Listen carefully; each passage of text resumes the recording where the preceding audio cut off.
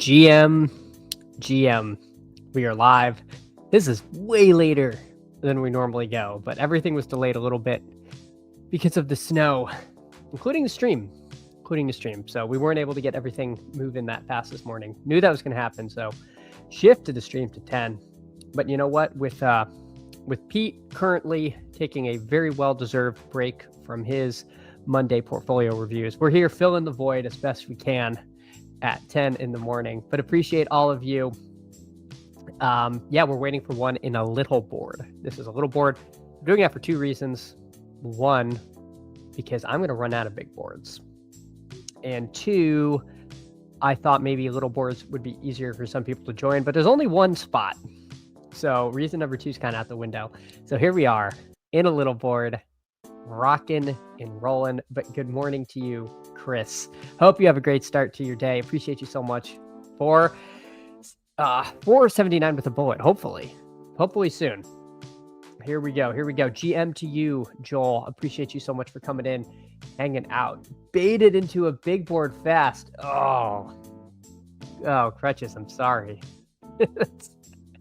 A terrible run out. Terrible run out. This is a little board. We pulled a switcheroo. Yeah, I think I have like 70 big boards left, and we haven't even had the combine yet. So I'm trying to slow that down. But that was that's a tough one. Yeah, rough break there, Nick. I agree. Hey, Beastburf got me in the big board. Blame it on the Zach Thomas jersey. He's always was crafty, and he I'm sorry. I almost typed something in the chat. I was like, no, I'm sure a big board won't inadvertently fire. Thomas Law, GM to you. Good morning. Well, we got the 12 hole. Maybe that's my karma for the rug pull there, getting people into a big board. But the bunt 4, I'm sure the bunt 4 is open. We're not going to fact check you, Joel, but for those of you sweaty enough to make them need a bunt 4, I applaud each and every one of you. But we're here. The sidekick does appear to be working. Mr. Worth, however, was unfoolable. Despite there only being one, managed to get in. So here we go. In at the 5, and then me at the 12. We've got no Badgers galore. We got Sean and shirt off Shorty. Oh my God! And then Hagenator. Could that be Derek Hagan, former Arizona State and Miami Dolphins wide receiver? We will never know. But if you're out there, Derek Hagan, I hope you're doing well. Nick is aiming for 75 done before combine weekend. I was thinking of around the same, but I'm pacing well ahead of that. So we'll see where we end up. Also asking for all the round 19 Mike Washington. Yeah, I have too much round 19 Mike Washington. I am at, I don't even have to, 33% Mike Washington. So I need to, I was trying to back off that. That was actually above 40% for a while. But I do think there's a good chance that he is a riser. That is just an awful lot of exposure at a late round running back where we are not super keen on the late round running backs this year. All right, let's see what Hagenator is up to. Yeah, 55%. That is I would have got that if I did not consciously make an effort to back off. Let's see what Derek Hagan does here. Does he just take HA? And as a former Dolphin, I don't blame him. But let's take Genty and Justin Jefferson here. We're going to ignore the sidekick. Get out of here, sidekick. Oh, it actually wanted Jefferson. So there we go. We're in alignment. We're back in agreement. So we'll start out with Genty Jefferson. Taking a quick glance at the board. Don't see anything strange. CMC goes at 8.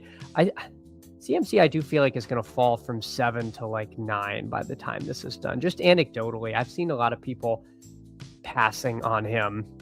So I could see him slipping a little later in the first round, but I don't think he's going to fall out of the first round. At least in the in the big board. Hey, GM to you, bird enthusiast. Hope you're having a great start to your day. G for Gumby doting, making the wife shovel while you stream fantasy football. G for Gumby, it appears that that this storm did not strike equally in New York and Baltimore, because I had no snow at all. Nothing stuck. I just had to like push snow off of my windshield and I was good to go. Nothing stuck on the roads. So she fortunately is marked safe from snuggling. Jesus Christ, from shoveling snow. I did the same with Harvey and Menungai. It'll come down when he rises naturally. Yeah, that's fair. That's fair, but he also might not rise, so we'll see. Omar Cooper, same concept. Yeah, some of these late guys, and it feels like you can see them coming. It feels like Omar Cooper is going to rise. It feels like Jeremy Bernard is a pretty good candidate to rise. Some of these guys you just hear more and more about. You see them, mocked in some first rounds. If they have good combines, they're gonna, we're gonna be taking them in the 140s, 160s. They're not going to be free clicks anymore. Bert, have you been scooping or avoiding Rashi? I have not taken him, but I also haven't done a whole ton of drafts because I've tried to slow down. So, yeah, I'll tell you this. If he comes to me at 36, I'll take him in this draft. Not to telegraph what I'm doing to absolutely everyone, but I think only Joel made it in this room. So if Joel wants him, go ahead at 29. But yeah, he's not off my board. I want cheap Rashi, but I don't think he's cheap enough yet. Nick got destroyed. Oh my gosh, he's in New Jersey, 2 feet. Yeah, that's crazy because the last storm we had, we all were kind of in the same boat. We got a crazy amount of snow. Like we still have huge snow piles from that, like on the street corners. Yeah, 20 inches. Pause indeed. My God, G for Gumby, that is way too much snow. That is we must have just been just below the snow line. See, Crutches, it all works out. I mean, that's what happens. People tune into this stream and good things happen, whether they know how it happens or not. And this time you're getting GMs in the other room. So I'm glad to hear that. Bukowski's seen a lot of Gentee Jefferson combos. Yeah, I didn't think this was unique, but I like Jefferson where we're getting him this year. It feels nice to get an elite running back plus a guy who is live to be the wide receiver one. I mean, I assume it's going to be Puka, but if it's not, and I mean he's not the most injury-proof player in the league, then I think Jefferson is just also again assuming the quarterback play in Minnesota improves, then it is he's definitely has the talent to be wide receiver one. Zero Rashi and not starting anytime soon. That's a stand. I do feel like Rashi is one of those people that could bury you if you have none and he's playing. So it's a scary fade, but it's a scary click too. I mean, you could be buying a guy who is suspended the whole season or is cut. That is in the range of outcomes. Wow, Scatabo at 31. Jesus Christ, what's going on here?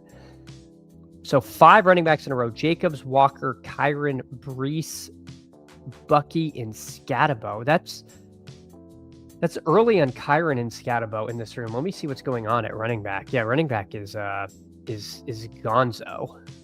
Running back is gone. Javonte's ADP is at 50. That is going to keep rising. I haven't streamed since his signing, but he's got signed to a nice contract in Dallas, so I think he's going to continue to come up. ADP has not fully reflected that yet. It's a nice double tap, though. Yeah, for sure. It's a very comfy double tap. All right, so Rashi goes at 33, so we don't get that. I think I will take Etienne if he falls to me. If Etienne does not fall to me, then this is a wide receiver, 2 wide receiver click. I'm kind of light on AJ Brown. I don't really love AJ Brown this year. I actually prefer Higgins. I don't know. I don't think AJ Brown's going to be back in Philly. You know what? I'm going to live my truth. I like Higgins more than Brown. So let's do that. I will do that. So far this team is Genty, Jefferson, Etienne, and T. Higgins. Not too bad. It does open up Burrow. His ADP is a little weird. It's 64. So no, 64 is kind of perfect. If I want Burrow Higgins, I'm pretty likely to have that. We'll see. At pick 60, the guys in that range, it's kind of quarterback heavy. It's that Daniels, May, Burrow, Caleb, Hurts range. And beyond that, it's a bunch of wide receivers. And if you're lucky, DeAndre Swift. And some people would not consider getting DeAndre Swift to be particularly lucky, but he, the way running backs are, he is kind of the end of a tier in that range, in my opinion. Cowboys running back Travis Etienne. Oh my gosh, if they signed Etienne and Javonte, we are going to be very sad with where we are taking both of those running backs. That would be kind of a nightmare run out for the Javonte and Etienne drafters. So we'll see. I'm very curious as to what they do in Jacksonville, because I'm pretty bearish on Tootin. We talked about this, I think, last stream. I haven't been taking much Tootin. I have a really hard time seeing Cohen giving him the reins. But if they let Etienne walk, then what are they doing? Are they signing a veteran to bring in? Are they drafting someone else? Because if they draft someone else, then Tootin certainly has to be the favorite for the bulk of the carries, unless they, take someone really high. So I don't know. Tootin's ADP I think is around 77, which I have been fading, but that might be one that I adjust post draft and just say I got it wrong in the pre-draft stuff. I'm not really sure how I want to play that. Bukowski says, now's the time to reach before the combines. I'm curious as to what you mean, because if you're talking about reaching from like the 17th, like taking 3 players in round 17, like your Coopers, your Fields, your Mike Washingtons, your, I don't know, like Roman Hemby or someone you think might rise, then yes. But I'm curious as to what you mean, because I feel like the guys like the Tyson, Tate, Lemon range, they're got to be near their ceiling in pre-draft. Like even if they run like a blazing fast combine, I have trouble with that like early tier. The guy I wanted to see most was Singleton, and he of course broke his foot, so we're not going to get him at the combine. But yeah, curious as to what range you're talking about. Have you done a top sidekick draft to see what it ends up? I have not, but I have thought about doing that. But I think I want to do that more post draft, because I think the Sims are going to get more and more accurate with more information. And so to me, that will be when the sidekick has the most edge. I'm sure, I don't know if that's what Shady and Sack and Corain's opinion would be, but that's what I think. I don't want to speak for them, but that's just like my thought would be that the more information it has, the more of an edge versus the kind of vibes drafters, where right now there's just so many unknowns. I have to think it's really hard to get the right inputs to want to just go all in on the top click. But again, they are a lot smarter than me, so I certainly do not want to speak for their thoughts on that. All right, so let's see. What do we want to do? I think I will take Burrow here, assuming Hagenator doesn't grab him.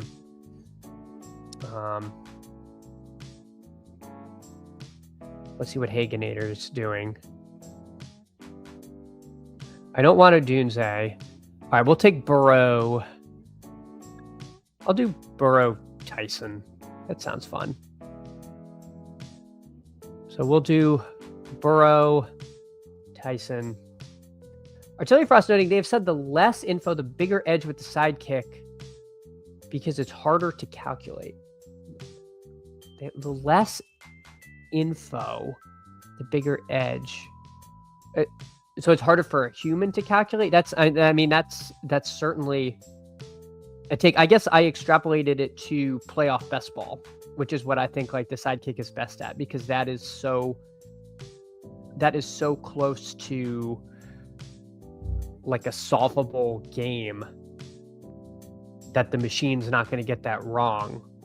Whereas the margin for error in something like this is so massive. Okay, so the range of outcomes is harder to calculate, so it's harder for a human to calculate. They said the same. Okay, well, all right. I guess I've reached a different conclusion about that. But yeah, I agree there with playoff best ball. Just in my mind, it's okay.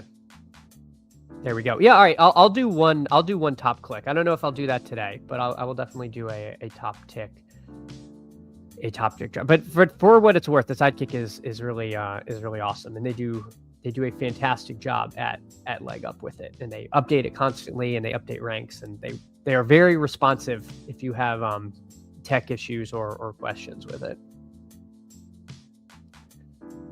Artillery Frost though, can't love the Teuton price. Yeah, I'm in the same boat. It is too much for me. Howie, earned goal line roll as a round 4 rookie if you're in last year going back to the well. Makes sense. Yeah. Again, I just didn't think he looked amazing last year, and I felt like he was on the shortest of short leashes with Cohen. But I don't know. I go back and forth, because there was that moment where it felt like he was ready to take more and more of the backfield, and then he got hurt, and then that got shelved a little. So it's hard to tell late in the season how much of the usage was injury related, but there were also definite trust issues. You know, the early fumbling in training camp, and then in game sent him to the Shadow Realm. I just don't know if he's going to have the role we want for where we're drafting him. I don't know. Okay, Bukowski says guys like Surratt. Okay, yeah, I agree. If you think they're going to be combine risers, then obviously if you reach so far, you get them to where they ultimately end up. You're not doing that much good, but yeah, a round or two for sure. Sup fam? Hey, sup fam? Appreciate you so much.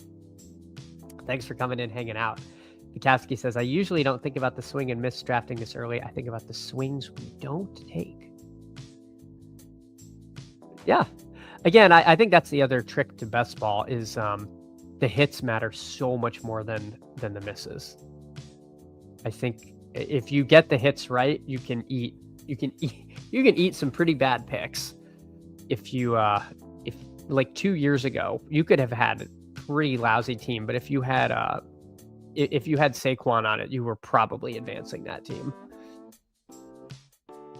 Crutcher says, I will say that he most likely has a safer projected role, so higher floor than the 100 ADP range guys, which we don't know. Yeah, I would be taking him, and maybe this is just bad process. I would be taking him in the like 90s happily. So maybe being this price sensitive is not a good process for me.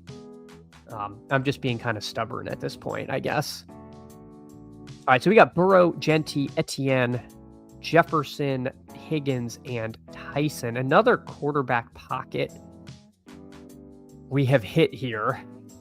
Let's see what Hagenator does. Normally, I would take Pitts and Pollard. I do that a lot. Kind of want to take a few different guys. I do think Pollard makes a lot of sense. Hubbard's not bad.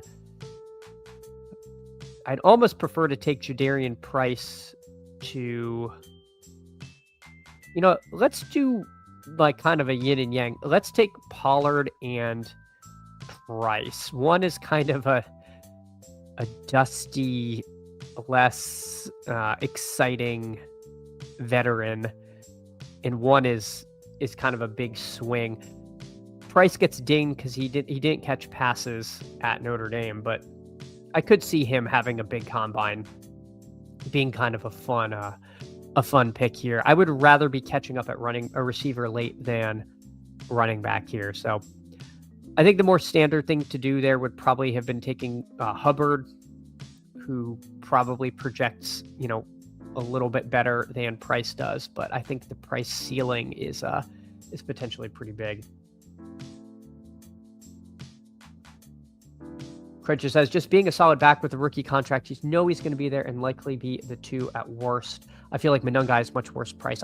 I agree there. I think Monungai is definitely way worse priced than Tootin.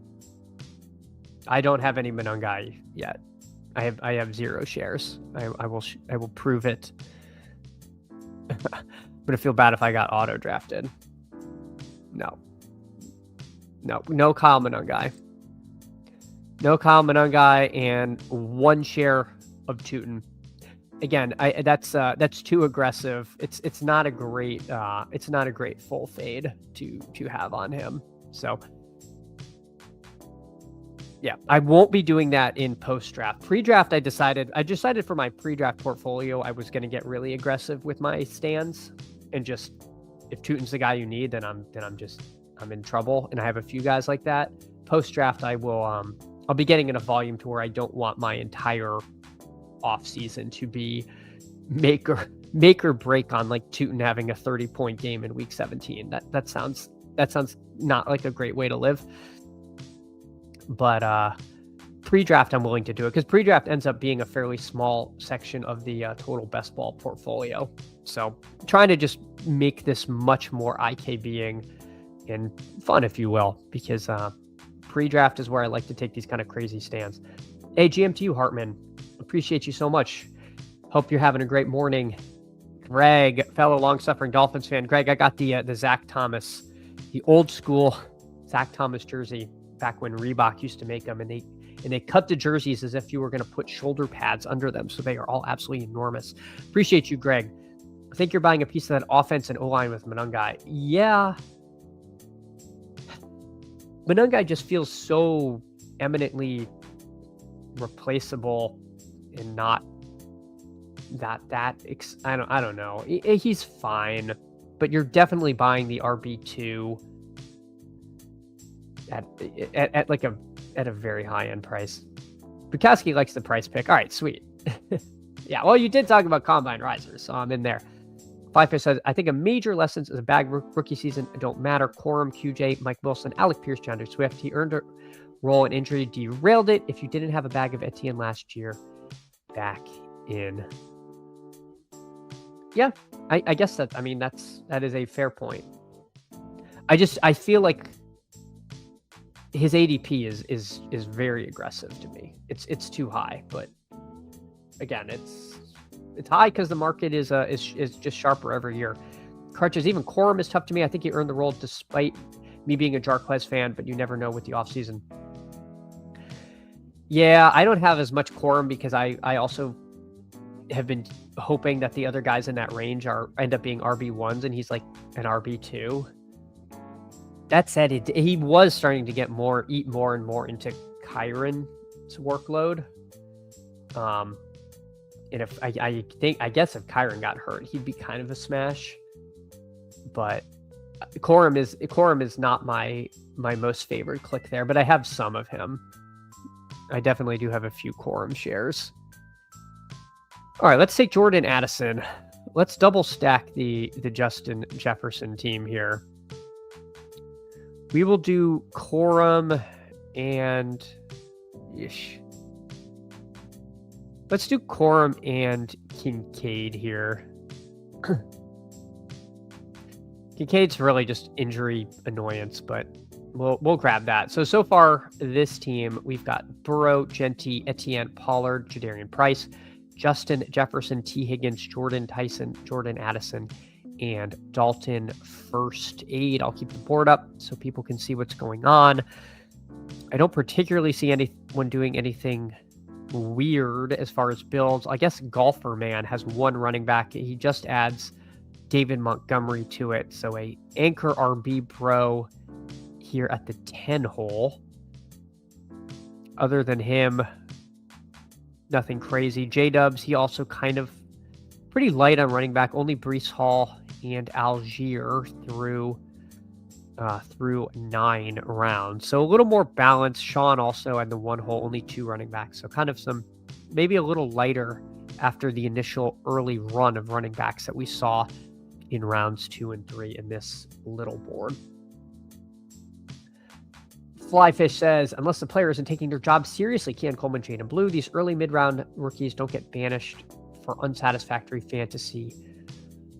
Rookie year, yes. But again, the ball security stuff does concern me, particularly with Tutin's case, because it was the case in college and it began to be the case in the pros.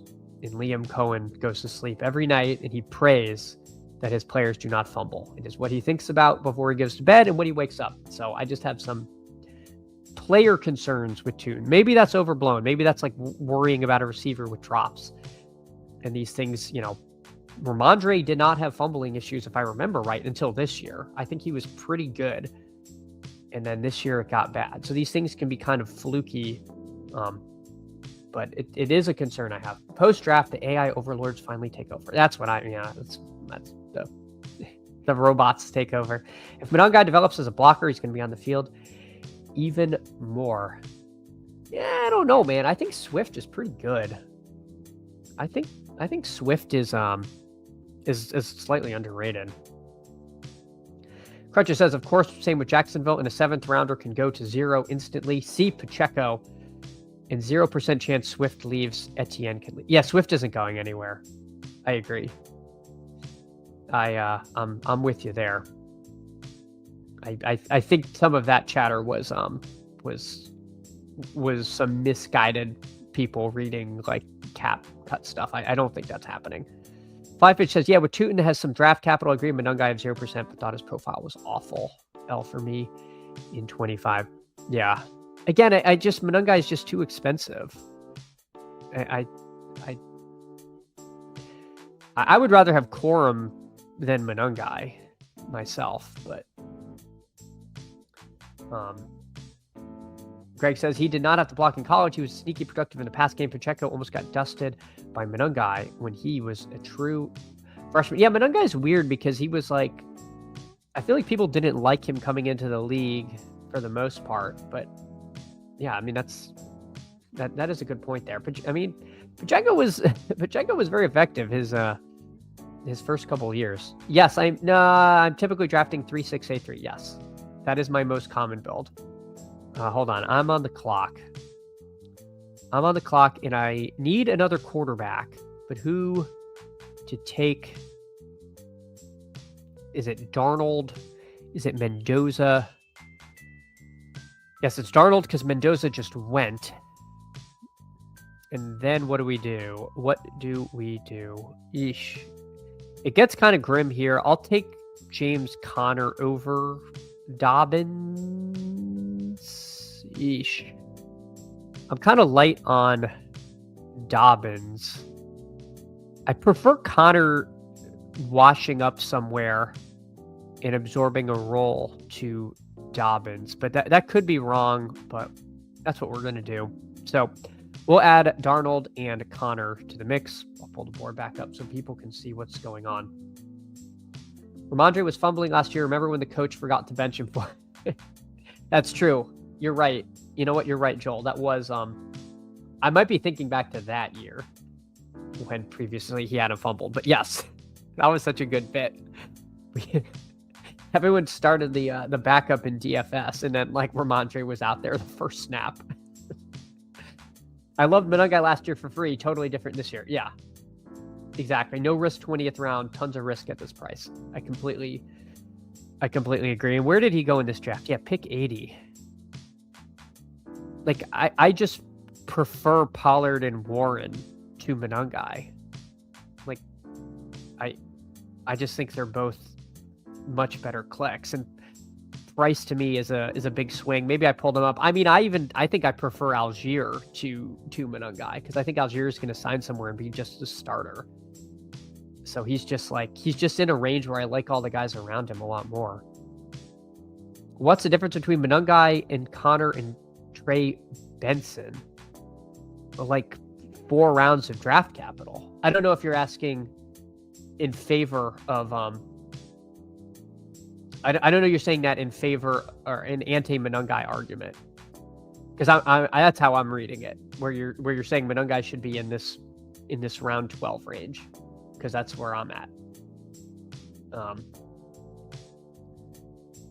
In a blizzard, almost 2 feet of snow without tower, but I'm enjoying a candle stream. That's Crossface. Appreciate you so much for coming in, hanging out.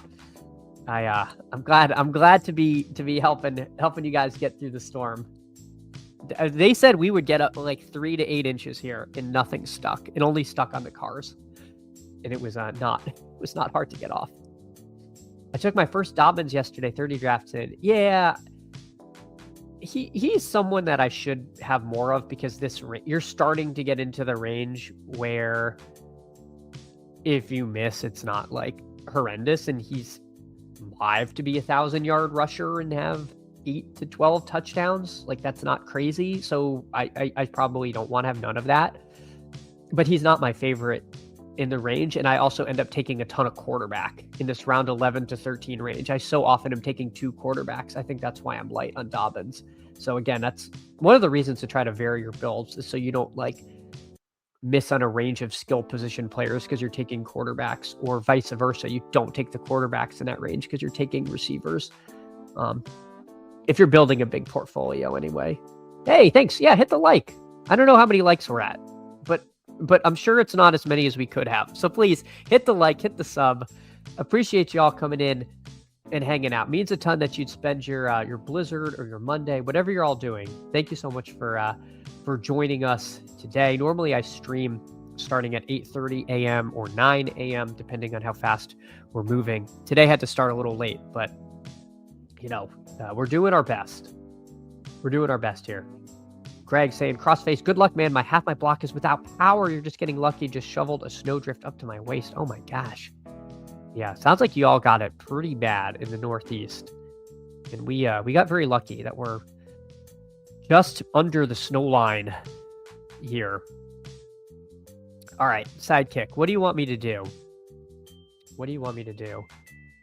Rashad White, Aaron Jones, Juwan Johnson, Mark. So it's saying like chill with the wide receivers and draft a running back or tight end. I think I actually agree with that. I would have loved Juwan Johnson. That would have been my click there. I don't love Sadiq. He's not somebody that I am super into. I almost prefer Daniel Jones. You know what? All right, I'm actually just going to double tap Daniel Jones and Josh Downs. That feels like a nice just add water third stack. I think that's fun. I like the late receivers, but Josh Downs to me is underpriced. So let's grab that. Let's just if we're going to jam the 3 QB meta, let's take that. I think we already have 5 running backs. When we start with Genti and Etienne, I'm okay ending at 6. So hopefully we can find a 6th running back we like. But we completely ignored the sidekick. It said take a tight end and a running back, and we took a quarterback and a receiver. So there we go. Copy paste late. Actually, better question. What's the difference between Manungai and Tyrone Tracy? Isn't Tracy just a better pick? Straight up. Yeah. I think so, because there are injury questions with Scat, and Tracy looked pretty spry at the end of the year. It is tough with Tracy because now we're like 2 regimes old with his draft pick, or was he a Dayball pick? I can't remember. But Tracy does not. I mean, the team doesn't have much invested in Tracy, so there is always the possibility they add someone to the room. I don't think they will, but I don't hate the Tracy click. I don't take him a ton, but I'm just thinking. I don't know. I feel like they're kind of different, and I almost prefer Manungai at cost to Tracy. I don't know. I have to think about that one. Crutches agree. I take everyone to Emmett Johnson over Manungai. Yeah, that's where I'm at as well. Joel says, just me, or the little board's way less QB thirsty than the big boards? Maybe small sample. Yeah, maybe. And I mean, I think part of it might be that the little board is more quote unquote casual, and the sweatiest of us sweaty drafters are 3 QB pilled who are, you know, aping into the big board in early February. And we're all like, you know, we've all heard the things about 3 QB, and the little board might be a little less so. Craig says, my Manungai defense is 1,000% homerism, not based on ADP. The price is bad for sure. It should get better at least. Yeah, I hope it gets better. I don't want to have no Manungai. I mean, he, like you said, he's part of that Bears offense that we want pieces of. And if something happens to Swift, he might have like massive contingent upside. So I don't like having none of that. I did not lose Candles, Artillery Frost. I'm under the Potomac, about 2 hours south of Baltimore. Yeah, it was weird. People on the eastern shore of Maryland, I think, got slammed. So I got lucky, Artillery Frost. We barely felt anything here. It was mostly rain, and nothing stuck to the roads. Beastburf likes Tracy over Manungai. Yeah, there you go. I think I'm there. I hope you're safe, says Steven. No blizzard for me, just call. Hey, appreciate you, Steven. Thanks for coming in and hanging out.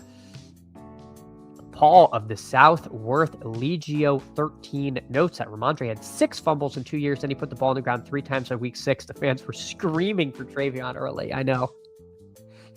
But doesn't that tell you something more about Travion? Like, doesn't that just say Travion just wasn't ready? I don't know. That's what scares me. That's what scares me. These coaches aren't like complete buffoons. To me, that's more of an argument. And that's another discussion that the Travion price, I think, is out of control. Bukowski says the time to subscribe and get a feel. Hey, appreciate you, Bukowski. Yes, please sub. please subscribe. We're doing our best here. We are doing our best. We're trying to get to 500 subs. We're 22 subs short. I mean, my God, we are so close. And I couldn't do it without all of you. So thank you. I truly appreciate you guys hanging out. Drafting here. Ah, boy, Joe Mixon and his missing foot. Let's not do that. We'll take a guy that's probably going to rise in stuff, which is Omar Cooper, and then I'll take Tank Bigsby, who you know what? All right, hold on. What's our wide receiver room? Jefferson, Higgins, Tyson, Addison, Downs. That's a pretty good wide receiver room. You know what? Let's take a Singleton share. We'll take this in a 7 running back build because he could come on a little slower. He was somebody that I would have absolutely loved to have seen at the combine, but maybe it takes him a little longer than some rookies to come on. We're getting a huge discount because of the broken foot. We have a lot of Omar Cooper. We'll throw that back into the pond in this draft. We're only going to add 2 more receivers, and there's going to be at least 2 late ones that we like. So let's do that. We're going to make this a 3-7-7-3 team. So late audible to a Singleton share. Hartman, it's only 65 degrees. Stay safe. Oh, man, the dream. Did Tracy get punked by Devin Singletary? This is Tracy's 3rd year.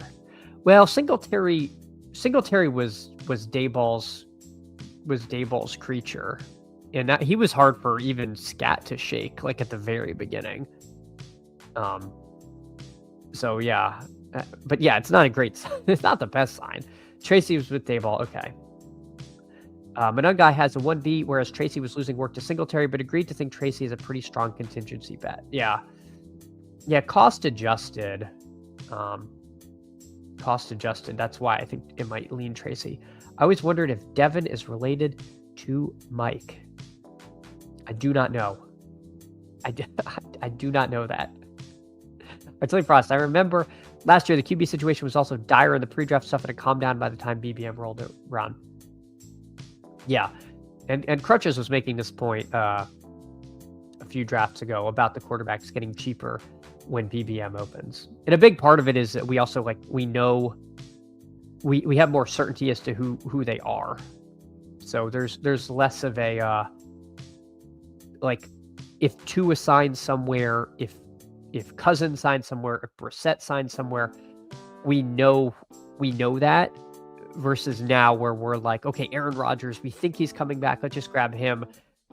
And, if Derek Carr signs somewhere, he's going to come up. But we have 32 teams, but I think we're only certain of about like 24, 25 starters, and everyone wants 3 quarterbacks. So there's just this like upward pressure. But when we know like 29 of the 32 starters, then it calms down for sure. And also some of the skill position players just bubble up and naturally push the QBs down. Yeah, don't eat fish out of the Potomac. There's a big sewer spill. Not great. Not great. Bukowski, Tank being a starter mid-year is definitely not outside the range of possible. Yeah, I mean, I think for contingent upside, Tank Bigsby is a really nice click for me. Hartman says Vrabel gave Deion Lewis 155 carries his first year in Tennessee, 215 for Henry. Yeah, never forget the horrible Derrick Henry timeshares that he was trapped in. All right, let's see. Let's queue up Brazel and Fields. We'll take 2 fun rookie receivers to wind this draft with. Oh, wait. Haganator takes Fields, so there we go. We lost out on Fields. We will still take Brazel. I guess I could have pushed running back and maybe taken Big Mike Williams, but that's okay. We will let someone else get him. All right, I'll take Kate on. Not the most scintillating click, but I'm fine with that. All right, so we add Brazel and Cotton there. So this team will end with a receiver and a tight end there. Beastverse says, man, Travion looks like he has it, though. I don't understand why he didn't play more. I assumed it was like pass blocking issues was my assumption, Beastverse. Because, yeah, I mean, he just has that, like, game-breaking home run ability that what Ramondre has. It's like, it's hard to say, like, reliability because he had those fumbling problems, but it feels like Ramondre is, like, a competent NFL back. I assume, again, that it was that kind of, like, protection stuff that they weren't comfortable having him out there. Is there still Travion Henderson FUD out there? I just looked at his stats next to Gibbs' rookie years, and they are just about identical. That's interesting, Greg. I don't know. That's an interesting question. If you compare it to that situation, Gibbs, his ADP is crazy value. I guess it's just the usage felt like it trended the wrong way. Like they were using him less as the season went on. And then in the playoffs, they didn't trust him like at all. Like that snow game in Denver, where they were running the ball all the time. He got 5 carries, I think. So it's just, I don't know. I think it's more of that it was not even. Like his stats are wonky because he had a few games where Ramondre was hurt and he smashed, versus like what you want to see, which is where they're starting to take more and more of the backfield as time goes on. Last week in round 1 of scrambles, how are we looking? Not great, Jake. Not great, but I'll go back to that. Give me a second. Beastburf, Henderson was the best pass blocker in his class, I thought. Yeah, I think LaQuint Allen technically was, but I think of the like highest prospects, you're right. Travion was supposed to be good at that, so that's why it was like kind of shocking. And obviously players can improve. So, but look where we're taking him. Look where he goes. He went at pick 51. That is 5th round. That is really early. That seems really early. But then again, all the running backs are pushed up. It's Gibbs, Monty all over again. Just saw this movie Draft Hendo, says Craig. Again, I would really have to look at Gibbs's usage his first year. I do not recall. Gio Bernard, one of the guys we were looking at. Jeremy Bernard, not Giovanni Bernard. Dear God, I keep doing that. He goes. He was a name I would have clicked on. Ted Hurst is kind of a fun click, but I've taken some of this guy based on something someone said in stream. Isaiah Bond, slightly intriguing as a potential home run hitter. Not crazy to think that if QB play improves in Cleveland, he could be a bit of a spike week guy. So I'll take an Isaiah Bond share. We'll take a Bond share. I don't think we have any kind of like good late stacking options or anything. So we'll take Bond and we'll take Stowers, and that will wrap up this team.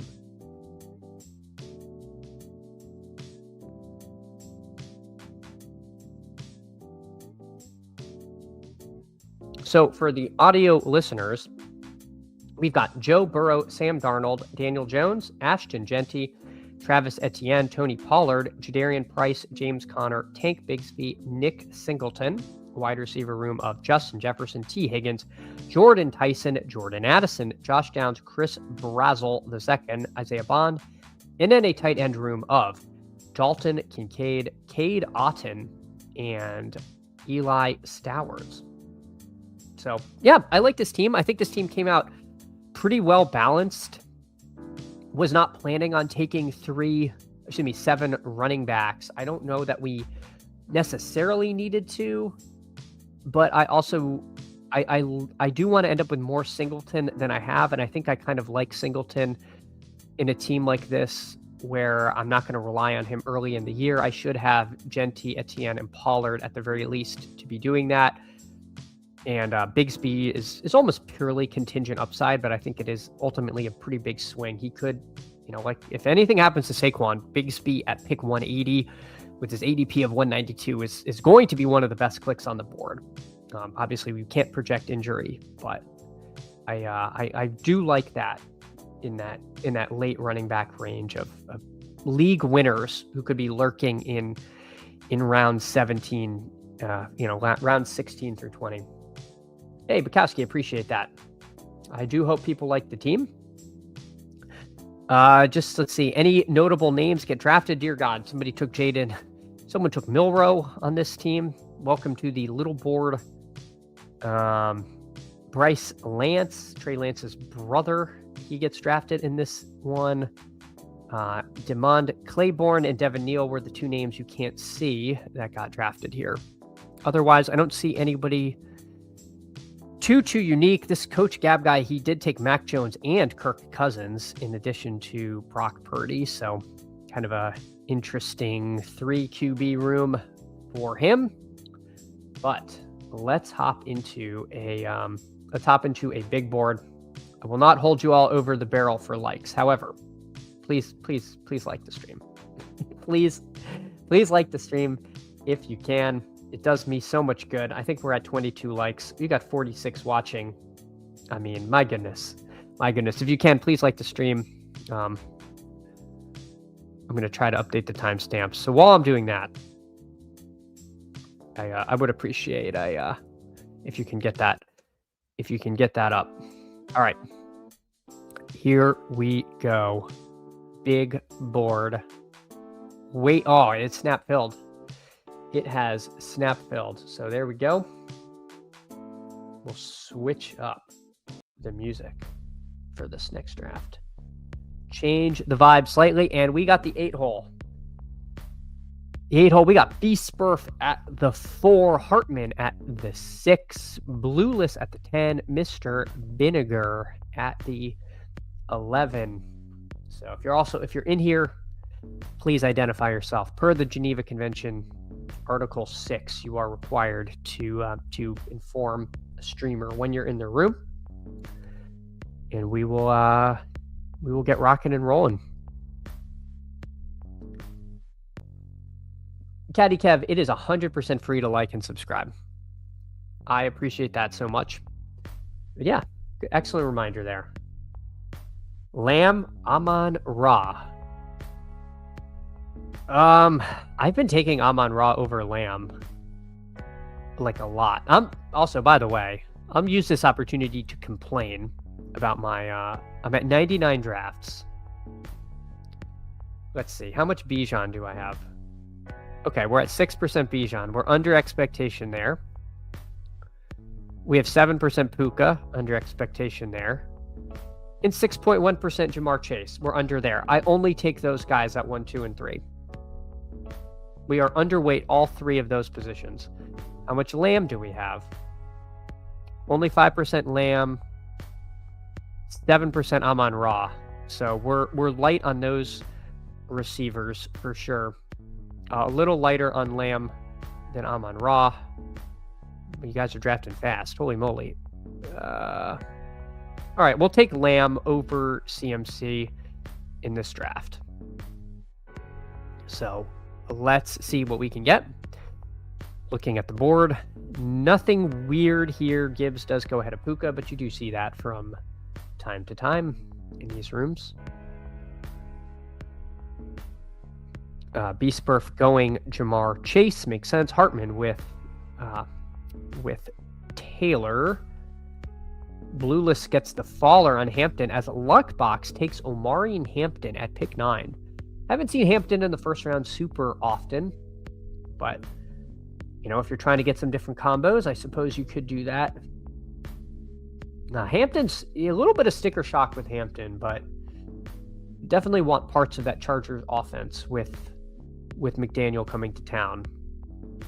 You know, made A-Chain a perennial first-round pick. So, don't want to have none of that. Trey McBride goes. And Jeremiah Love goes. All right, we got CD Lamb. What do we want to do? The machine wants us to take Saquon. But we're going to take Drake London. Let's try to push running back. For this stream draft, let's see what happens if we open up with receiver. It might be a little tough in a stream draft to do.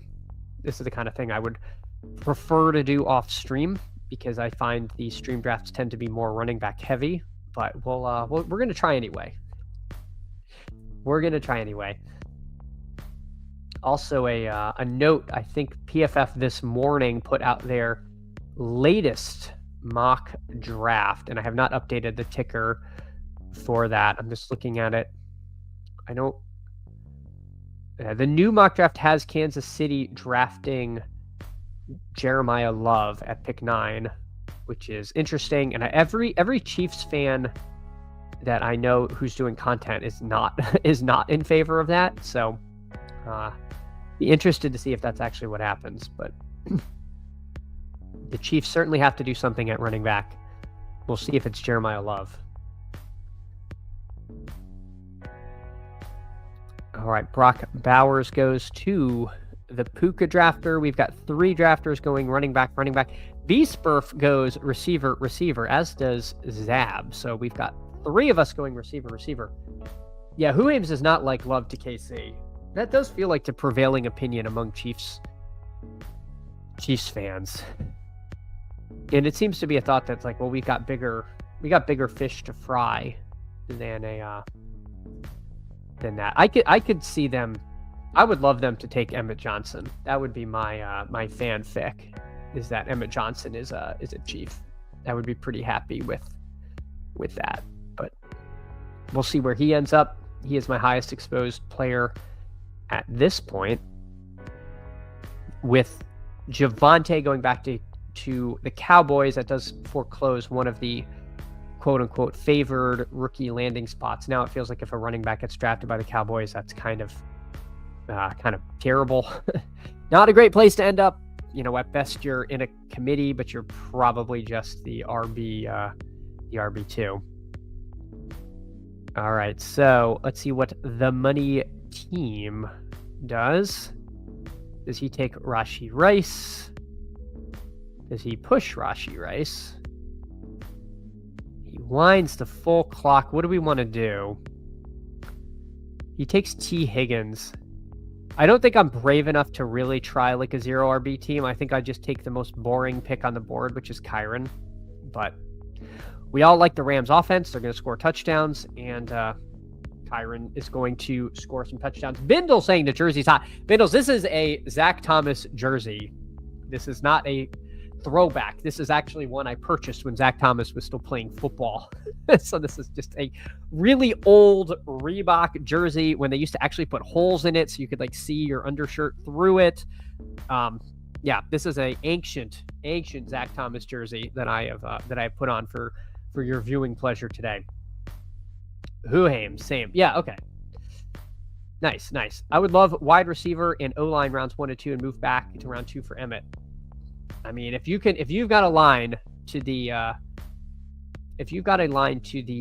Chiefs front office, I'm into that. The 12 hole has probably my favorite start I've ever seen. A-Chain, Genty, Rice, and Allen.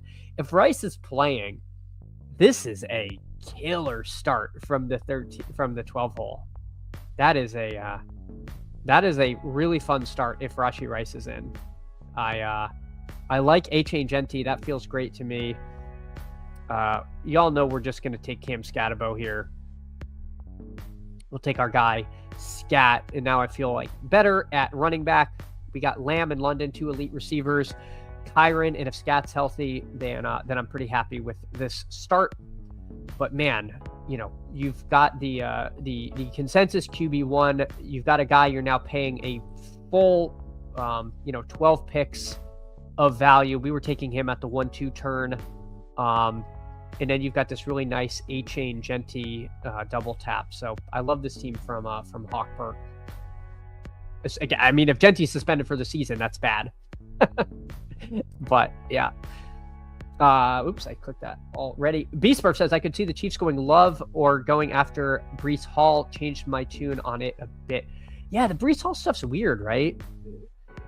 The Breece Hall stuff is weird because there is talk of them franchise tagging him, of them doing a tag and trade, of using a transition tag.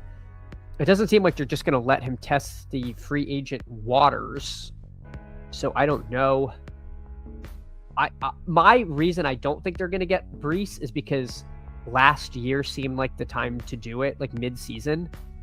There was a lot of smoke that there was trade talks. These teams don't have infinite Super Bowl windows, so I feel like if they actually wanted Breece, they would have pulled the trigger during the year. I could be wrong. That's kind of a vibesy take, but that's where I'm at. So I'm personally would be surprised if something happens with Breece, just because I think it would have happened before. I'm with you, Bert enthusiast. That 12-hole start is so nice. If Bane is there, it's a slam dunk pick for KC, but I doubt he makes it.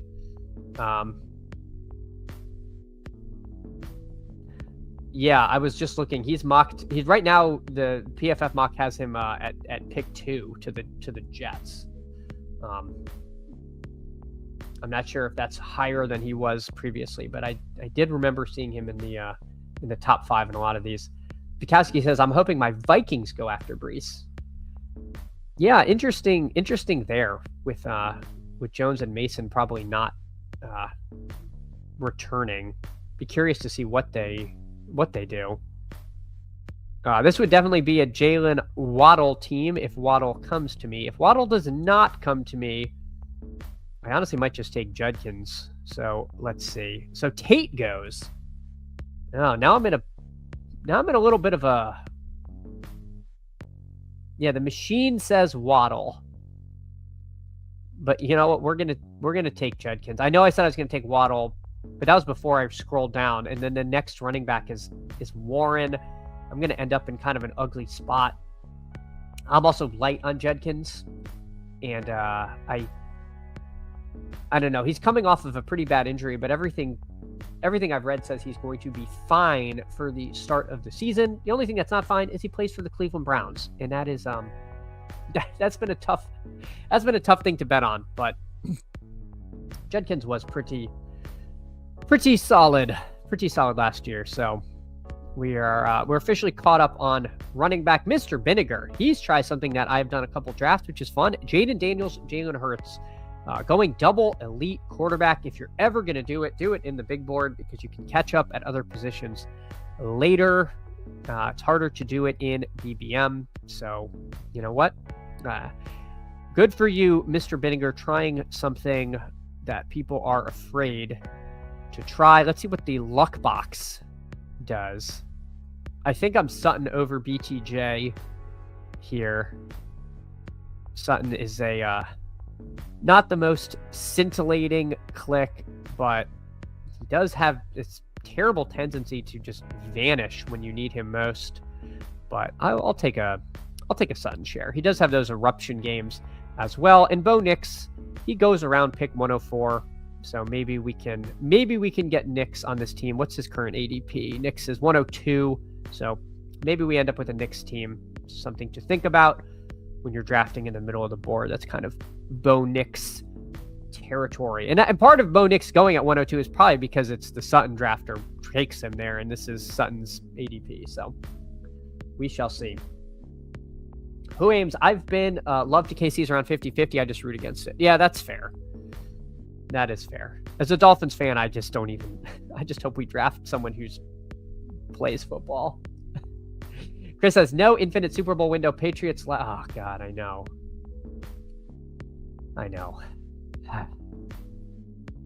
B-Spur, if KC has cap space now, I don't think they're going to run out mediocre talent at running back next year. No, I don't think they are either. I just don't know if Brees is the way they do it. So I'm trying to think of the other, I guess the other options that we like for like fantasy, like doesn't it feel like the Chiefs are the kind of team that would just like sign Rico Dowdle and everyone just kind of collectively groans? Like, it just feels like such a Chiefs move because they never do the fun thing we want them to do. They're always kind of annoying. All right, let's take, let's see, I don't have a great stacking option now that Dak went. We'll take Parker Washington, competent receiver. The machine wants us to take an unstacked Mahomes. That's okay. We'll pass on that for now. We'll see what we get on the old wraparound. That start from the 12 hole, we ended up adding Tyson and Mike Evans to the team. Nice continuation for that. James Bain has arm size worries. Sometimes those guys fall. He shouldn't though. Yeah. The combine is the measurable FUD is funny because I do not know how long a human arm is supposed to be, so I just am totally reliant on the on arm length Twitter to tell me these things. Chad, you're too RB pilled. Maybe bird enthusiast. It is possible. At least Judkins is tied to a QB who will elevate a team. Are you talking about Shadur? Question mark? I'm not following who you talking. I'm not sure if you're doing a bit. I fully believe the Jets tagging Brees is bait for a draft pick. Could be. Definitely could be.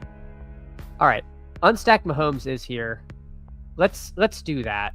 Let's make the machine happy. Mahomes, I think, is a huge smash at pick 89. Stacked or unstacked. We'll just grab that. So far, the team is unstacked Patty Mahomes, Kyron Scatabo, Quinshon Judkins, C.D. Lamb, Drake London, Cortland Sutton, and Parker Washington. So not too bad of a start. Nothing too scintillating here. But yeah, I mean, it could be. You're right. I mean, who aims? It definitely could be bait for a pick. I just don't understand why it didn't happen previously. Algier goes at pick 92. Again, he's been tougher and tougher for me to get. His ADP, at least a couple days ago, was 102. I wonder if it's gone up. Or is it just Zabs just grabbed him? Yeah, he's up to 100. He's climbing slowly. I think when he signs, he's going to be a smash. And is going to rise. I mean, I could see Algier rising into the 70s, to be honest, when he signs somewhere, depending on what that spot is. I think we're getting a significant discount on him. So I've been trying to grab that before he goes somewhere. All right, let's see. There goes the aforementioned Kyle Monunga, pick 96. Everyone has a price, and that is cheap, isn't it? What's his ADP? 85. So yeah, 11 picks of ADP. At a certain point, if I was the one hole, I'd probably get my first share of Monunga there. That does feel to me, if that's where he went, I would have some of him. It's just all these guys: Price, Algier, Corum. And then for me, I add Emmett Johnson to that list of guys I prefer over him.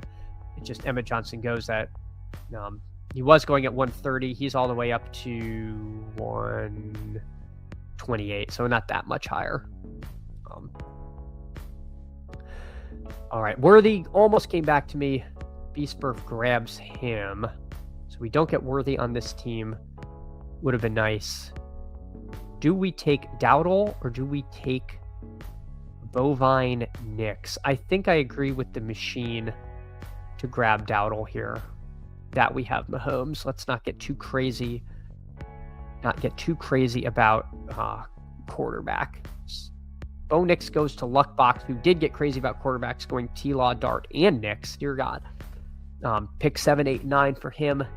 Go to quarterback. You do have to watch out for those things in the big boards because of how hefty people need their third QB. Huames likes Algier over Monunga. Call me crazy. You're not crazy, Huames. I'm with you 100%. Because I think Algier is going to be RB1 when he lands. And we just haven't priced that in properly because we're dreadful at pricing stuff in. All right. Pick 113.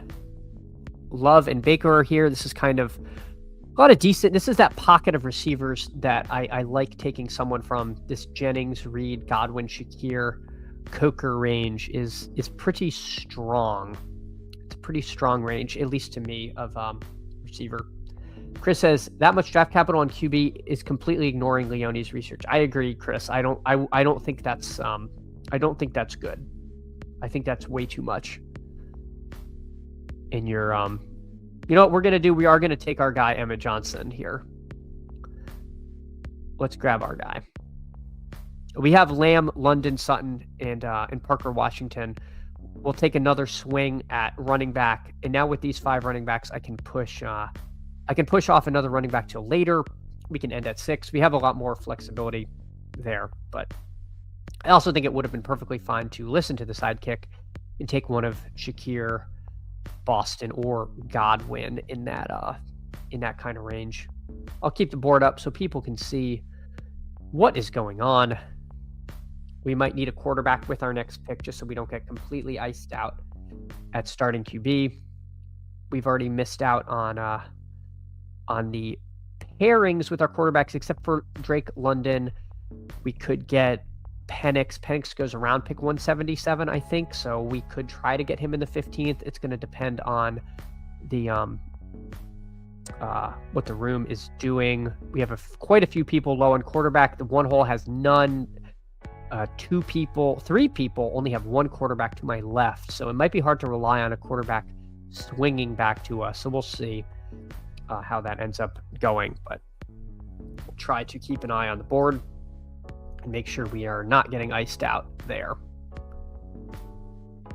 Mendoza goes 121. That is early. But again, that was the one hole who had no quarterbacks so far. All right, so let's bring up the board. Where are we at now with quarterback? Yikes, it's down to like CJ Stroud. All right, so a little bit unfortunate there that quarterback is drying up, but that's why we have Mahomes, so we don't have to panic in this position. Beastburf grabs Coker. Another nice click. Good ADP value there. That is 100% who I would have taken. Can't fault him for snagging him at that position. Higgins goes. Let's see what Hartman does. So a lot of receivers going off the board. Man, I'm so tempted to just take Gainwell here and shut it down at running back and try to figure it out with the other positions. I really like Gainwell. I think he's a smash. If Gainwell's gone, then I'm going to take one of these quarterbacks. But if the money leaves me Gainwell, I'm going to take him. All right. Concepcion was the other guy I would have wanted in that range. Let's do it. Let's stop at 6. We got pretty aggressive with our running backs, but the running back room is going to end with Kyron, Scatabo, Judkins, Dowdle, Emmett Johnson, and Kenny Gainwell. I feel like this is kind of a fun running back room. And if we really believe the story we're telling that we can catch up at receiver late, we're going to put that to the test here. So don't mind this.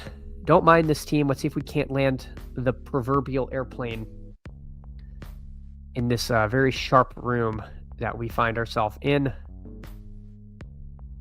Benson and Connor go. You see them go in kind of varying orders, but both almost back to back in a lot of drafts. Benson and Connor. Curious to see what the running back situation in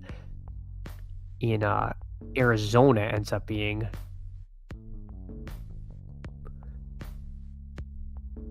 Of these quarterbacks, to me, the biggest swing is Malik Willis, because he has that game-breaking rushing upside. Said he's not going back to Green Bay, so I think he's going to start somewhere. I'm going to take Malik Willis on this team, even though, it would have been nice had this been had I ultimately decided to take Waddle, because there's a decent chance Malik Willis goes to Miami, and that would be a fun pairing to have. But let's grab Malik Willis there. And, we are now up to a 2-6-4-0. We'll have to figure stuff out at tight end as well as receiver. But again, with Lamb in London, kind of a anchoring wide receiver, and then Sutton and Washington feel pretty good too. I think we can take some swings. I like this build. I think this is a nice team to add to the portfolio. Checking in on our friends and family, Mr. Vinegar. He goes Cook, Jefferson, A.J. Brown, Javonte, double taps quarterback with Daniels and Hurts, Jacoby Myers, Hubbard, Wandale, Jennings, Benson, and Goddard. So I like all those guys that Mr. Vinegar has. Hartman started with 3 running backs and hasn't taken one since. Taylor, Henry, Breece Hall, and then Devontae Adams, Luther Burden, Alec Pierce, with Caleb Williams, Tucker Kraft, Matt Stafford, and 3 receivers in Godwin, Debo, and Dobbs. I love the Dobbs click. I think he has potential to be a big riser. B-Spurf's up to a 2-4-5-1. Jamar Chase, George Pickens, Bucky Irving, Colston Loveland, RJ Harvey, Jalen Warren, Dak, and then QJ Worthy, Krosky Merritt, Coker, Cam Ward, and Juwan Johnson. Again, B-Spurf reading my mail. Juwan Johnson, I would have taken Juwan Johnson there, because I think he is a great pick at tight end. Unfortunately, he has risen quite a bit, but I still think that's not a reason to not click him, even if there's teams that got him cheaper. All right, let's see what the money team does.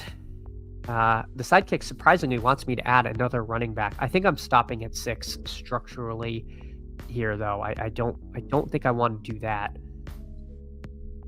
I think what I want to do is take Travis Kelce. The other player I was considering was Josh Downs. We took him last draft. I like Josh Downs. I'm assuming Kelce's coming back. Pair him with Mahomes. Get a nice little stack late for Travis Kelce here. Travis Kelce has risen quite a bit. He was originally going in the 190s, but I think it is becoming more and more clear that he is going to return for one last hurrah. And again, it seems like he had a down year, but I think he was still well over 900 yards, if I'm not mistaken, which is pretty nice. Which is pretty nice at pick 150. Let me fact check that. This is harder to fact check than I thought. Anyway, he had a lot of yards. We'll leave it at that. All right, let's see. Why is this so hard for me to pull up? This is embarrassing. All right, he had 851 yards, so I was wrong. He did not have 900 yards. But anyway, close enough. We'll take 851 yards in the 13th round.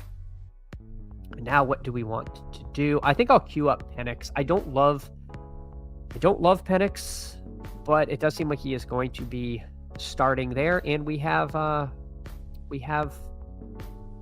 London. So if we're ever going to take Penix, this team makes a certain amount of sense. Could we have tried to wait around? Sure. But this Rashu guy has one quarterback. Beastburf, Zabs, and Hartman only have one quarterback. And he was the very next quarterback by ADP. So I don't think he was going to come back to me. So I had to grab him there if I wanted him. But all right. Not too bad. Not too bad.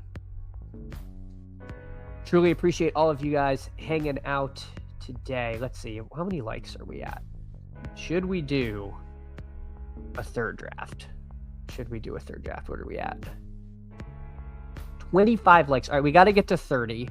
We got to get to 30 for a third draft. That is the requirement. I know we can do it. Hey, Hulk Smash Potatoes, appreciate you so much. Appreciate you coming in, hanging out. Chris asking Chad, any Knight of the Seven Kingdoms takes? I've heard it's good. I have not watched it yet, but I am excited to watch it because everybody seems to like it, and that is good news. Because my other Knight of the Seven Kingdoms take is I think it's absolutely hilarious that George R.R. Martin is doing everything possible but finishing Winds of Winter. There's now like a play that he's written coming out.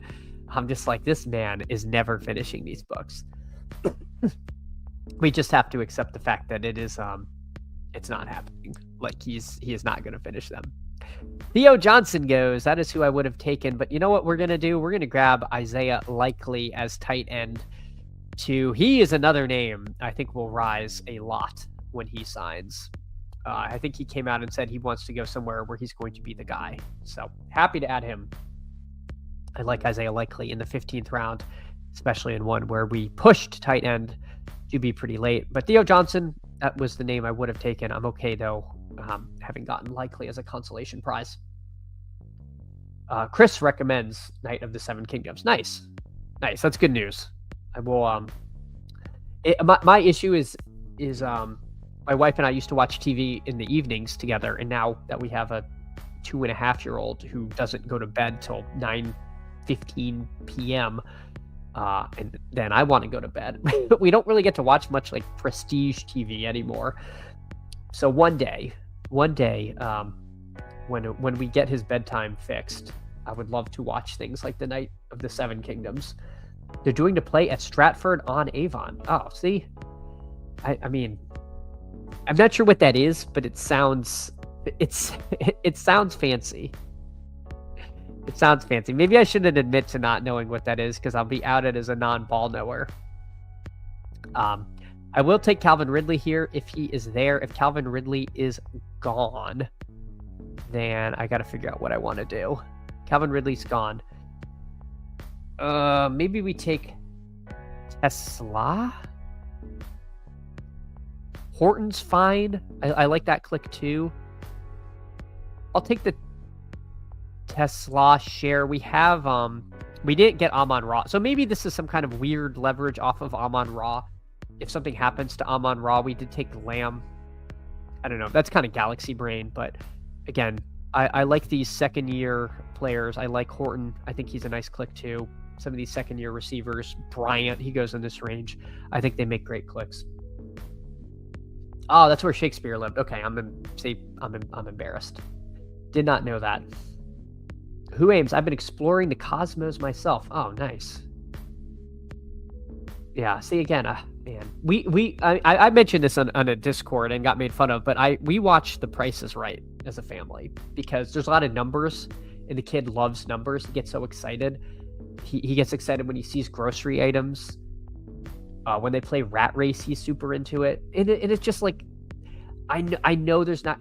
It's like kind of wholesome. Nothing. There's no like violence. No one's gonna be like. It's just like it's a nice show. It makes him happy. So that's our like one show that he gets to watch in the evening, and you know Drew Carey's not going to lead us astray. Do you watch Danny Go yet? I don't watch Danny Go, but I'm sure it's coming for me. Peace for. Oh, I pulled that up. Shakespeare's Home Field. All right, there we go. Chris's kids are 37 and 35. So much easier to watch. Oh my God, I can't even imagine this kid at 37. He is he's wild. He is wild. I'll say that. And if you're wondering why I'm always sick, it's because of him. I used to never get sick. Now you guys watch the stream and I have to pause it every 25 minutes to blow my nose. It's utterly embarrassing. It's like I literally feel like the bubble boy from Seinfeld. Like I would rather live in that than constantly be sick in front of you all. All right, let's see. A lot of the fun clicks are gone. Can't get Omar Cooper anymore. You can't get Jeremy Bernard is still here, so that's kind of fun. Let's take Malachi Fields. That was the nice thing about getting Likely there, is it did give us permission to now start taking receivers, and I can take a last round tight end and not feel like I have to grab it right now. So we'll take Malachi Fields. See what happens. Drew Carey does still host it, Hartman. Drew Carey does. And I think he's doing a fantastic job. My favorite bit on Drew Carey is he's so nice. Like, if you watch the show enough, like, you can tell when someone like makes a terrible pick or bid, and so you're just like, oh no, this person lost, and Drew Carey will be like, what?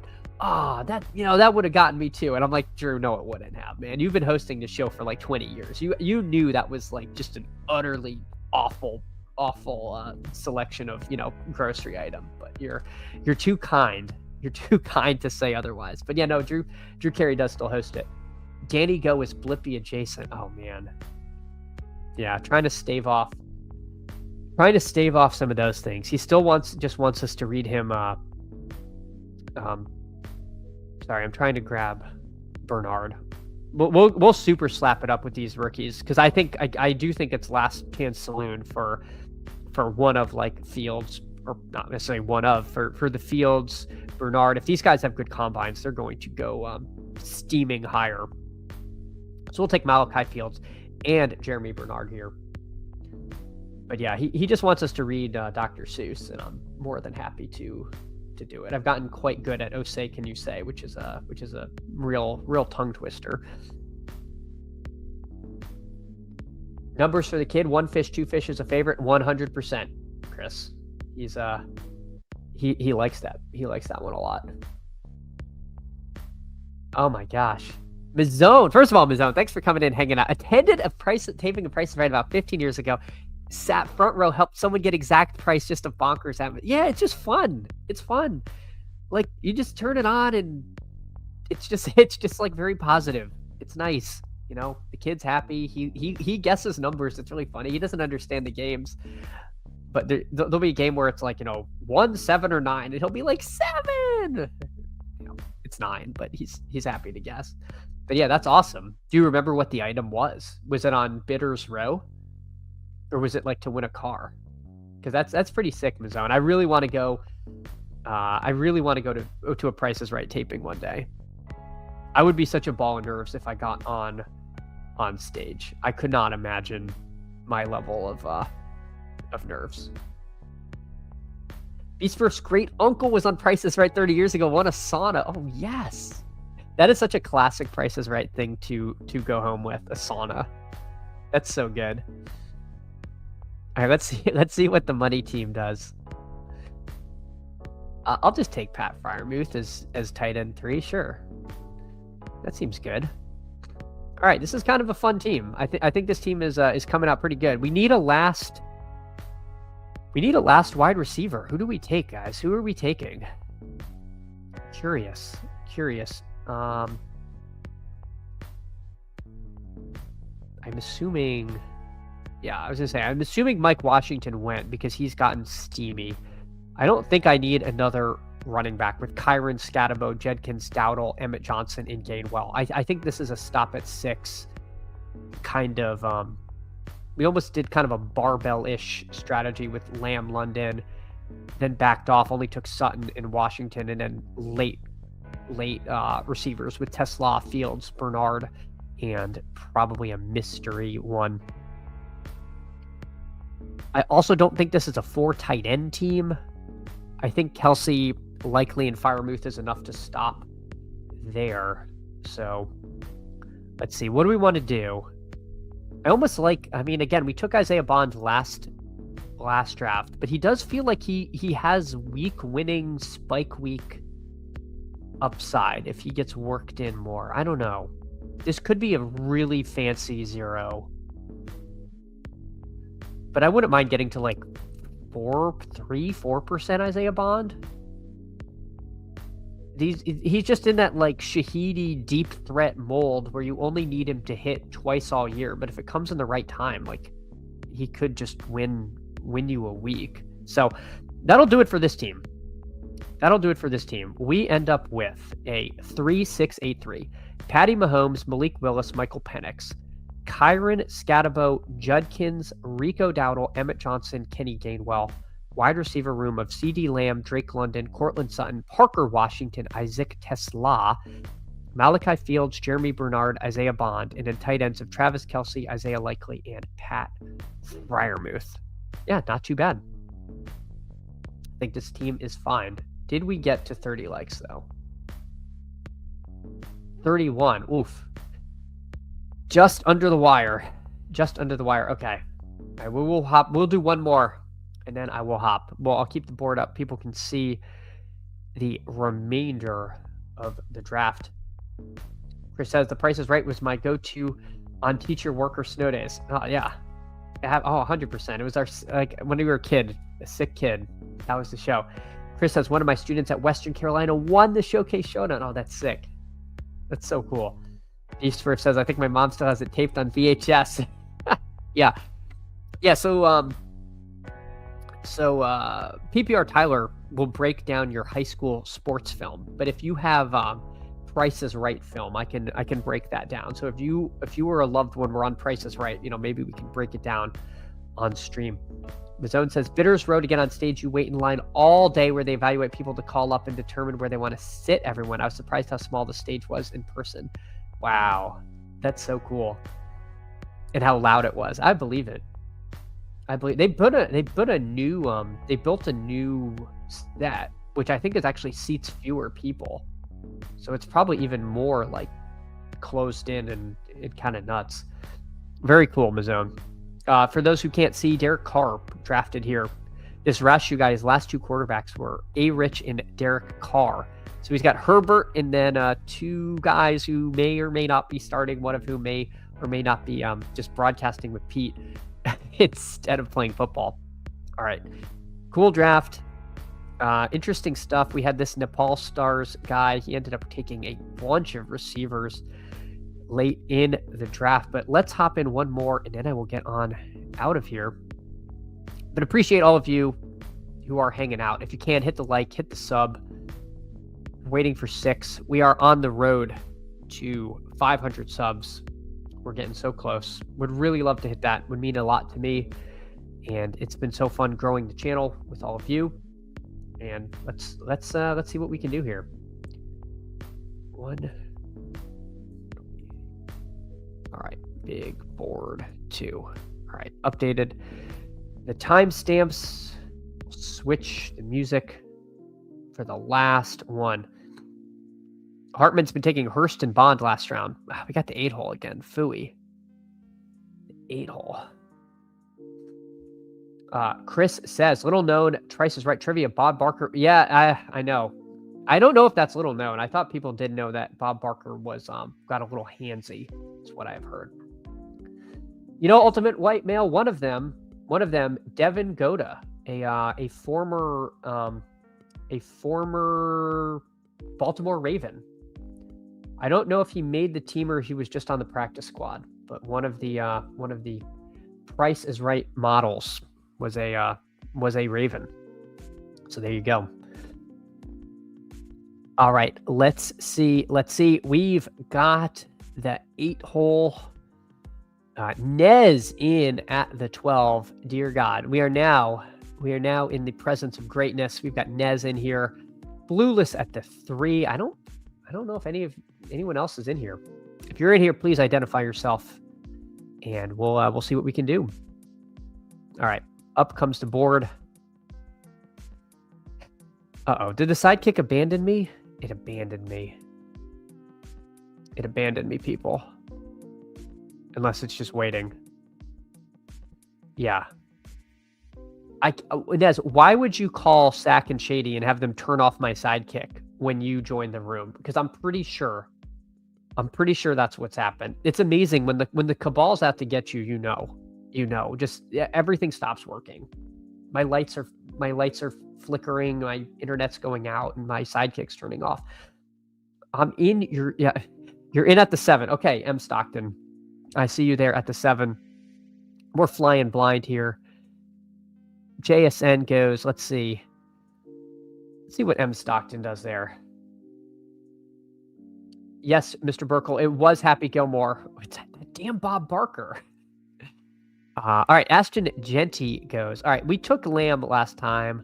Let's do an Amon-Ra team this draft. Let's take Amon-Ra, and all right.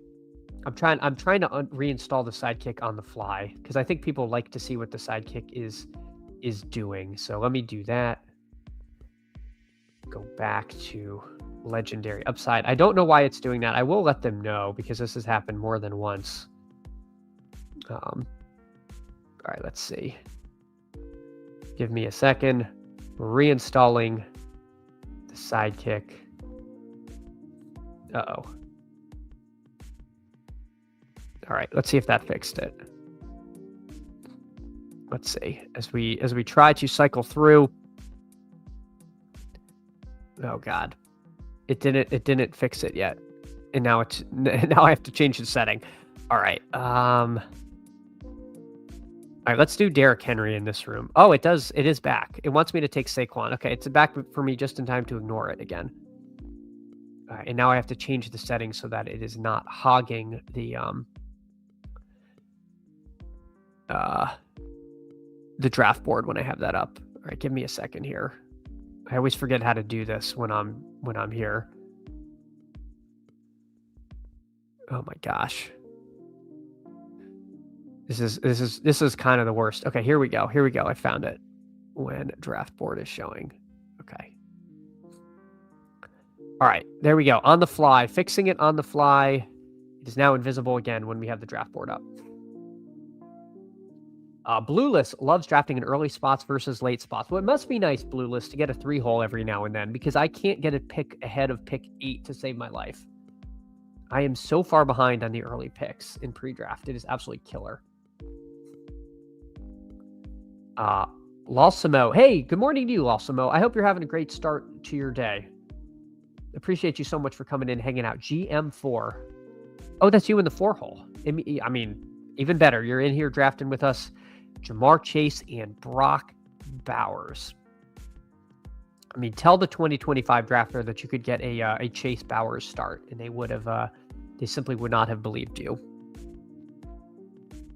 What if pick 8 is what you need? I mean, more and more people are asking. More and more people are asking about the. You simply need spots 8 through 12 to win the big board. It's so killer. Thoughts on Neighbors? First time taking him. I don't think I have any Neighbors. I'm kind of scared. Probably not a good fade because if he's just back and healthy by week 5, then having 0 of him is bad. I don't love that the recovery timeline keeps like changing and not in a good way. And I haven't heard anything positive at all yet. So I don't know. It does have me like mildly concerned. Rashee Rice goes at pick 29, so no discount in this room on Rashee Rice. My goodness. Christis takes him there. All right, let's do Josh Allen. Let's go elite quarterback here. So we've got Amon-Ra, Derrick Henry, and Josh Allen in this particular draft. But yeah, Blueless, I don't know. he's one of those guys that I think post-draft I'm not going to have a full fade on, but he's not a name that I want to have a lot of at this point. I'll just say that. It's a little scary coming off such a bad knee injury and still being on crutches as of like 2 months ago when the normal timeline would not have been there. All right, Zay Flowers, Loveland, Devonta Smith, Scatterbo. I'm like, oh, don't take the injured giant as we windmill in Cam Scatterbo here, but we'll take Scatterbo here at pick 41. And yeah, I am a little bit light on Zay Flowers. I do think I want some Flowers Lamar teams, but being that I already have Josh Allen, that's not going to happen. Lamar Jackson goes at pick 47. So sometimes you can get that around the 1-2 turn, but again, I haven't drafted from the 1 through 3 hole in about 6 months, so I wouldn't know anything about that. Numi, help. Why do I keep drafting at the end of drafts? This is so killer. I wonder if I'm light on Jamar Chase too, because I always take him at the 4. Let me just see. I'm so curious as to what my draft. I'm light on him too. I take him every time there. I have 7% JSN. That's who I take at the 5. Okay. I'm sure it's just bad luck. But I truly am. I'm truly significantly underweight on top 5 draft picks. Yeah. I am very glad you approved there. I am very glad you approve Ultimate White Male. I mean, Josh Allen Scatterbo. I mean, I was wondering if it made up for passing on CMC, but we did go Allen and Scat there at the 3-4. Let's see what we get at pick 56. Mr. Brad says he and Scat falling to early mid 5. MB scoops some Loveland / Javonte. I do wonder if Javonte rising is going to pull Scat down a little, because he'll kind of fill that void of like running back in the 4th. If you look here, Javonte now, he's going up pick 44. He was in the 50s previously. These are the only 2 running backs taken in this round. I could see that. I could definitely see that happening. Let's see. Malachi Lemon goes. All right, what are we doing? Man, are we going to end up with Judkins again? I feel like we're building a really similar team, but I think Judkins is the best pick here. So let's just grab another Judkins share. So we got Josh Allen, Derrick Henry, Cam Scatterbo, Quinshawn Judkins, and then Amon-Ra St. Brown. Chad, we know you're secretly taking Scat in the first round off stream. I said I wasn't going to get overweight Scatterbo, and I'm overweight Scatterbo. I'm just going to tell you that. Are you way overweight any late first rounders? You know what? After this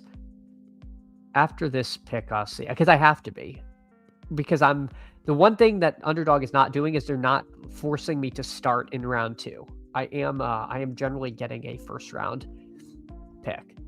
So Nez here, he goes Hampton, Love, and then T. Higgins, Ladd, Jordan, Tyson, and Burrow. So maybe he was watching earlier when we went Burrow Higgins from the 12. Who knows?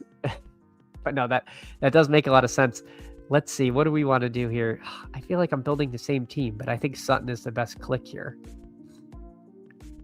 Like I can't justify taking Drake May when I have Josh Allen here. I know the machine knows all, but I'm going to IKB that. All right, let's see something real quick. All right.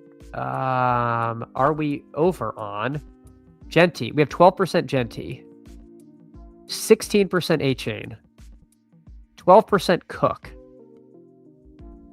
14% Taylor. So part of that is because I only have 5% CMC. So part of that is a bit of a fade on CMC.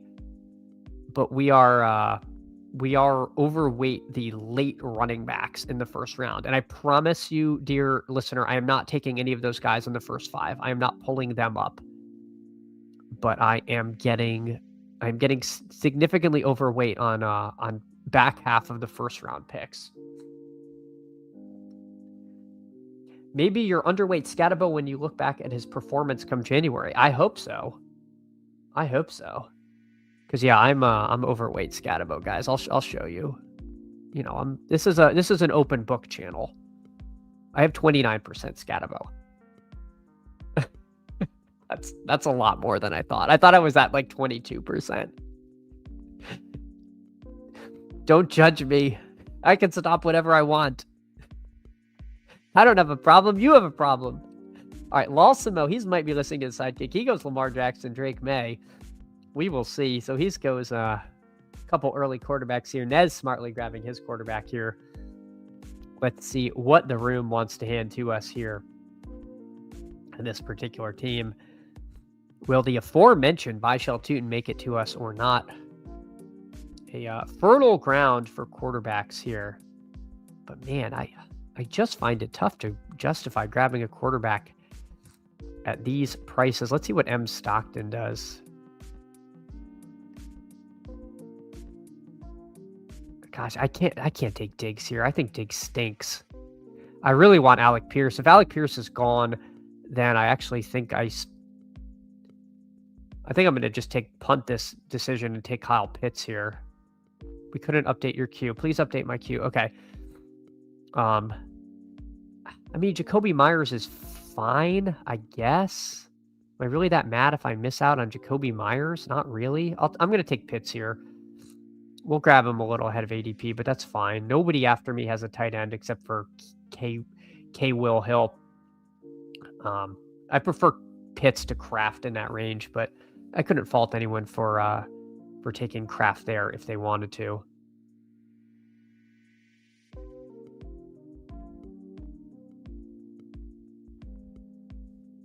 All right, so a slew of quarterbacks goes Herbert, Lawrence, Mahomes. Jacoby Myers goes to Nez. Let's see what he takes with his next pick there. He takes Manungai. All right, so he gets up to 3 quarterbacks. We are still underweight on receivers. QJ is a possibility. The machine wants me to take Diggs. Gosh, this range is so bad. I don't want Diggs. I would rather take Tony Pollard. You know what? No, we're gonna take. Oh no, we're not going to. We're too slow. We grabbed Blake Corum. I took Blake Corum there because I think he has the most contingent upside of those guys. I think the ceiling on Corum, if something happens to Kyron, is huge. I should be able to get by week to week with Henry, Scat, and Judkins, and Corum should hit my lineup anyway. But I don't know. I just felt structurally like I kind of liked Corum on a team like this as my 4th receiver there. So we take a Blake Corum share. I don't have a ton of him, and I also find I tend to stack him on Puka teams. And I don't want all my Puka teams to be Corum teams and vice versa. I think I might have that pairing a little more often than I mean to. So we'll take a Blake Corum share. We're now up to a 1-4-2-1. Very light on receiver. We have the fewest of anyone in the draft, but hopefully we can catch up later. FK Cooler saying, I've got a soft fade on CMC and JT, which naturally means to be overweight back half of round 1. Yeah. I have the soft fade on CMC, not JT. I think JT has more juice than CMC. The CMC Shanahan role is probably better, but the power plant's got to zap him soon, right? Like he's got to fall victim to the substation eventually. He can't dodge it forever. So I don't know. I have some serious CMC worries. Hartman just slightly overweight. On who? Sorry, I missed that. Hartman. Snow day streaming, absolutely. Absolutely, Albert. I hope people are having a great day.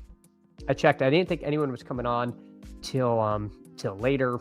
Davis comes on at 2:30 Eastern, I think. So I will definitely be tuning into him there during the year. Pete streams at 10 on Mondays, but today I had to start late and no one was on. So this worked out well. I'm out here plowing these streets. Now I got something to listen to. Oh my gosh, I feel so bad. The people in the Northeast got absolutely slammed. And we did not. We dodged the bullet on this one. All right, let's see what M Stockton does. The machine wants me to take Kincaid. Interesting there. Jordan Addison goes, I don't think I'm going to take Kincaid with Pitts. I think I need these receivers more. And I think of all of them, I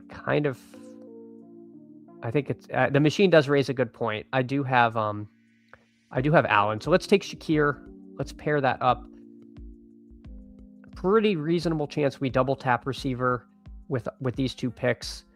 I will have to make a decision if I want Goff, if Goff comes back, because we do have Amon-Ra. So we'll see what happens. We'll see what's available at pick 113, but I did want to make sure I got out of that pocket with one of those receivers being so light. Oh, and Scatterbo. Yeah, 29% is a lot. That's a lot. CMC space jammed his entire season, so I think that, right? He can't, there's no one left. He just absolutely absorbed. Everyone kept getting hurt, but the guy we were afraid was going to get hurt. And even when healthy, man, he just looked like a snail when they handed him the ball. It's bad.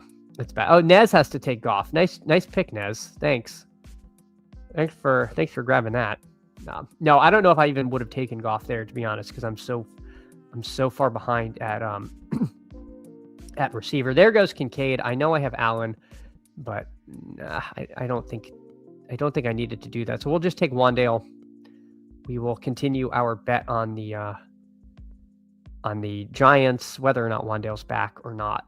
I do like Wandale as a click there. So we're now a lot more even. We're at a 1-4-4-1.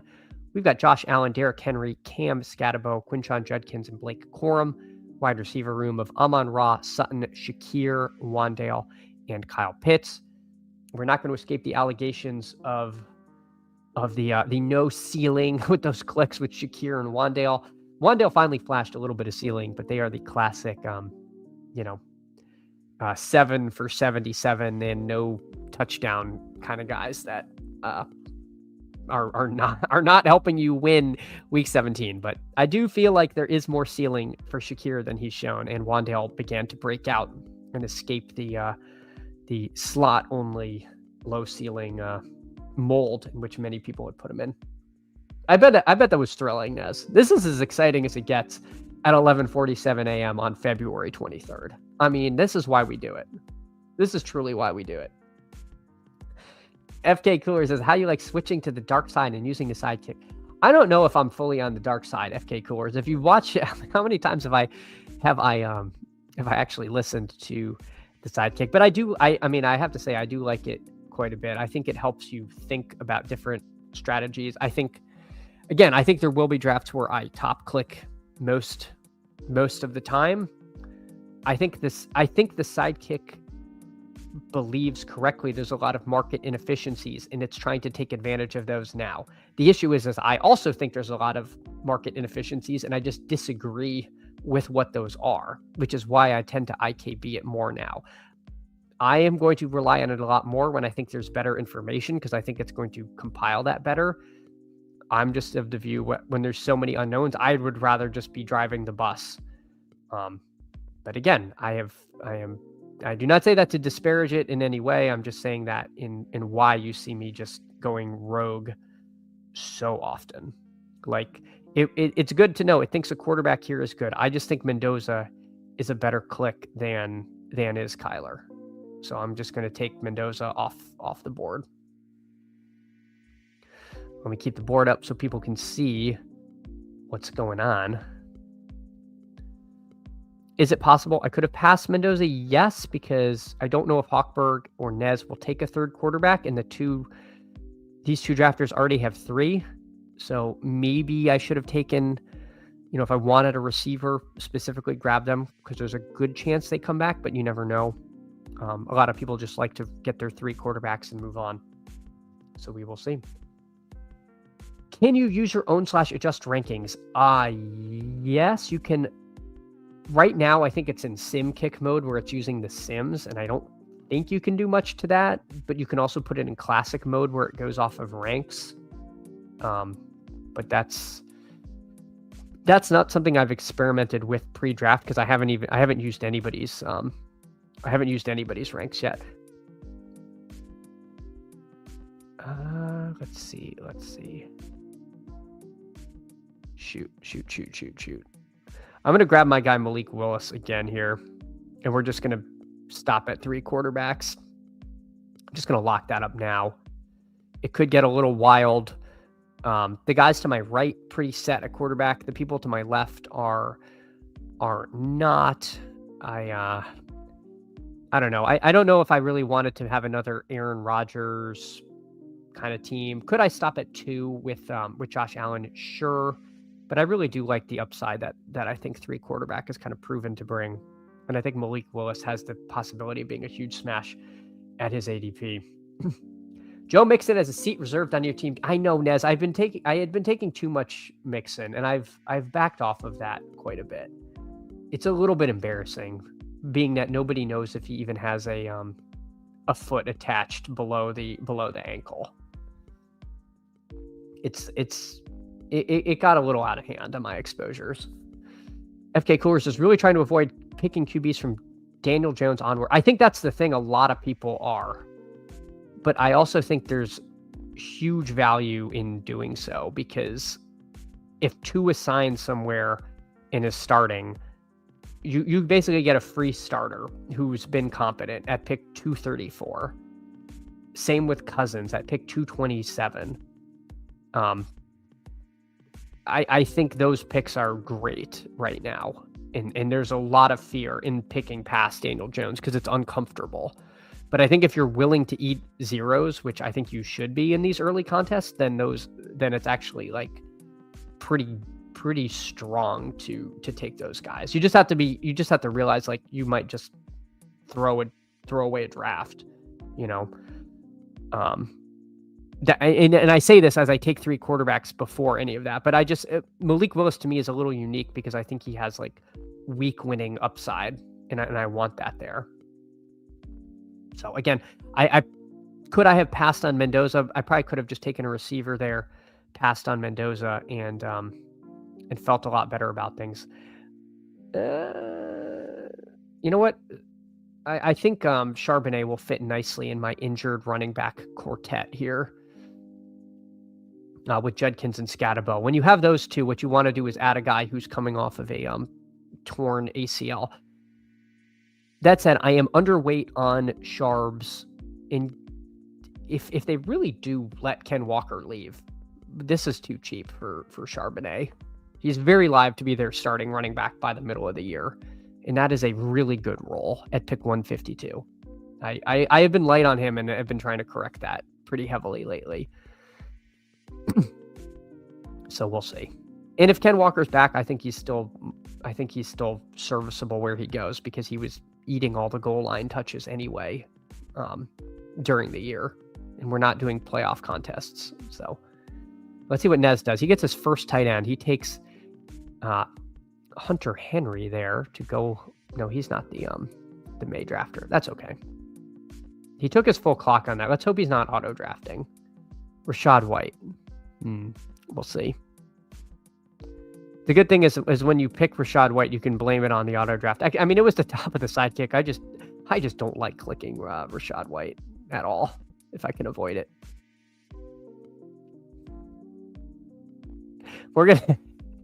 This team has turned into a bit. We'll take Jonathan Brooks. Another guy coming off of a catastrophic knee injury. This time, at least, it happened happened way early, so he should be back. But there's a chance that Jonathan Brooks carves out a real role in the Carolina backfield there. So we'll take a Jonathan Brooks share. I'm drafting the winner and you're laughing. Well, I'm assuming you're going off of the sidekick because the sidekick really likes Rashad White. And I think that's because the sidekick doesn't actually get to watch the games, which is probably why it's a good thing. Because, man, every time I watch Rachaad White, I'm like, anyone else on earth should be getting the ball here. No, he is a free agent, so he should wash up somewhere. I just can't envision a world where a score you need is coming from Rachaad White. Oh, just Nez just off the rip. Off the rip. I mean, it'd be a good bit if someone was watching the draft and just using the sidekick ranks that the streamer has up for the team that they're not drafting. But yeah, well, I mean, Nez knows ball. Nez knows just more. Nez has forgotten more ball than I will ever know. I will say that. So, if Nez is there drafting Rachaad White, and the sidekick is asking Rachaad White, then who am I to argue?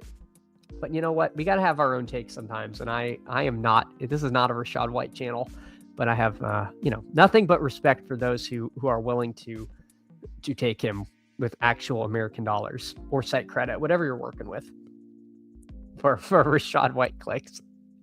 All right. Isaiah Likely goes.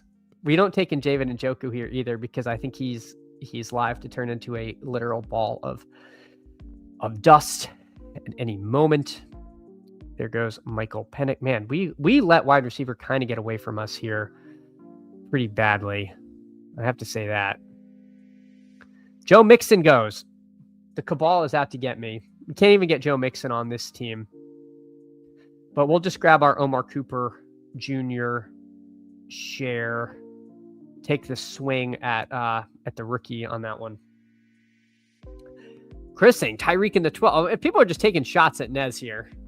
Nez out here taking Tyreek in round 12. But the fact that he still has another knee surgery to go is why he's off my proverbial draft board. But I see the vision. I just I don't know, man. The fact that he's not done yet, and G for Gumby. He gave some medical term I hadn't even heard of for what was going on there. It wasn't droopy foot. He laughed at me for thinking that's what it was, but I don't know. It just doesn't sound good. It just doesn't seem that great with old Tyreek here, but we'll see.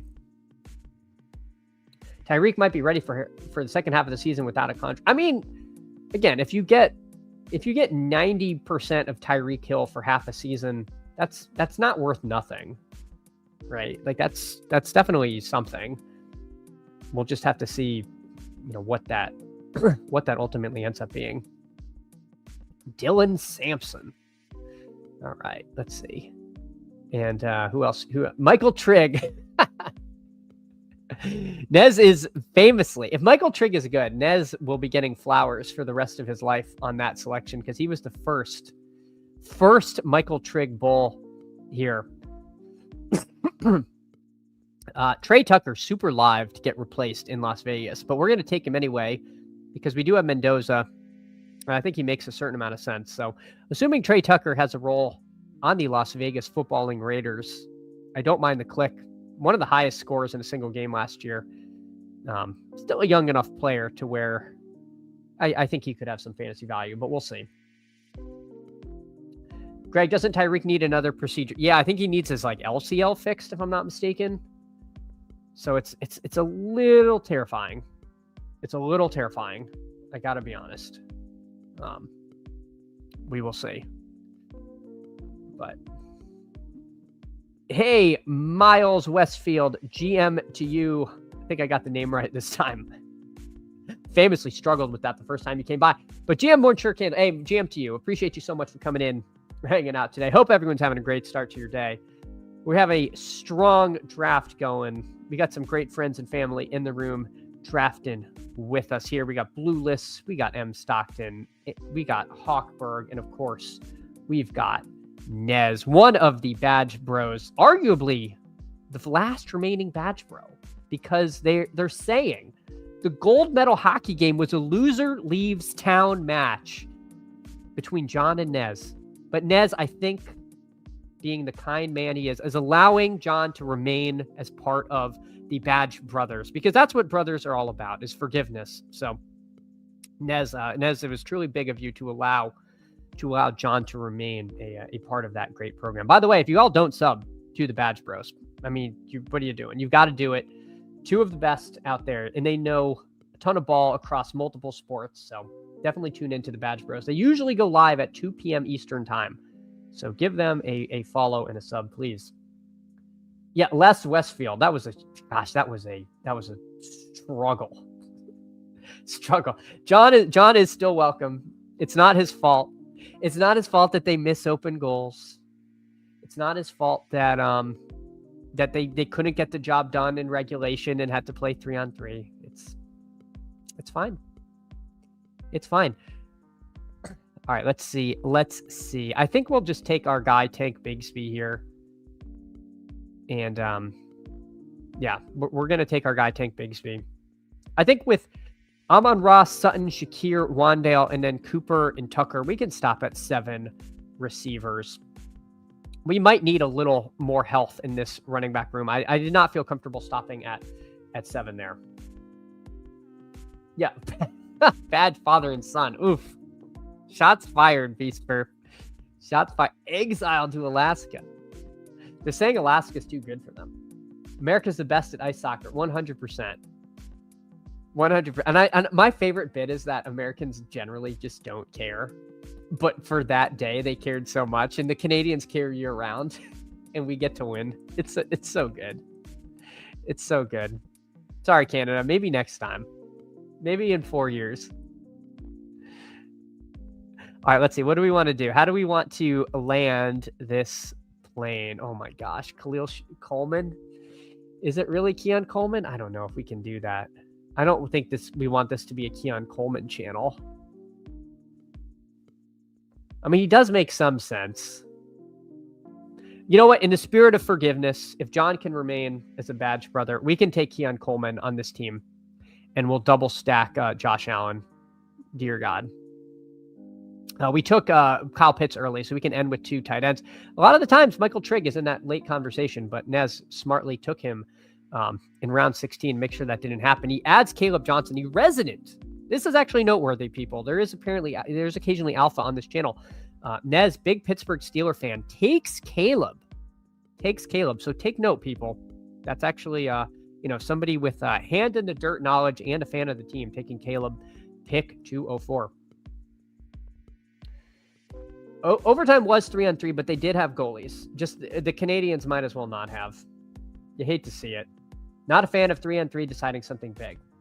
So yeah, I mentioned this. Davis enlightened me that the NHL basically said no 5-on-5 in overtime. I do have to think that they should change it, the gold medal game. I understand not wanting overtime to drag on forever for like the whole tournament, but overtime if there is a gold medal overtime, they should have a rule where that's 5-on-5 because it is a little goofy for what is essentially a very different variant of the game to decide the thing. But that said, sucks to suck, Canada. Them's the breaks. But yeah, it is unfortunate that they have to make like a squirrely format for it, for at least for the gold medal round. Legit question is, can Coleman start the season with the Bills, finish it with the Bills? I don't know. I mean, they gave him as good a coach speak as they could do after giving him the worst coach speak they could do, like pointing the Stowers would have been the pick. He disappeared from my queue. Now I'm scrambling a little. All right, I think I like Evan Ingram to potentially have a bounce back. Seems like he will get something there. Boy, everybody after me has 3 tight ends, so I can safely put some guys into my queue. I kind of like Michael Mayer as well. I'll take Evan Ingram first. I'll queue up Justin Jolly as well. If someone goes 4 tight ends, so be it. But yeah, I could see Evan Ingram. You know, his talent didn't disappear overnight. Just the usage was really weird in Denver. That could vary from game to game. But yeah, they came out and basically, apparently, Bean was like or Brady said nice stuff about him and was like, oh, one of his bigger supporters. So I have no idea. I agree. He probably does need a reset, Chris. I'm with you. But we'll see. Is the talent in the room with? Are you referring to Evan Ingram? The Joker. You guys don't remember the Joker role? The Joker was us for believing that they were going to use him. Well, you know, if you why take Evan Ingram in the 19th when you can take Colby Parkinson in the 18th? I mean, we're truly well. Anyway, Nez takes Cousins there. Cousins and Ollie Gordon. Dear God, Ollie Gordon. I'm gonna take Michael Mayer. Worst case scenario is I have a big contingent up big. I have some contingent upside if Bowers, something happens to Bowers and a Mendoza stack. Worst case, best guess case, some case, they might trade him. Finds greener pastures. But we end up with Michael Mayer on the team. Dear God. Keon will get every opportunity to start. That's what I'm saying, Greg. I don't mind him this late. But he also might be really bad. I think he might be really bad.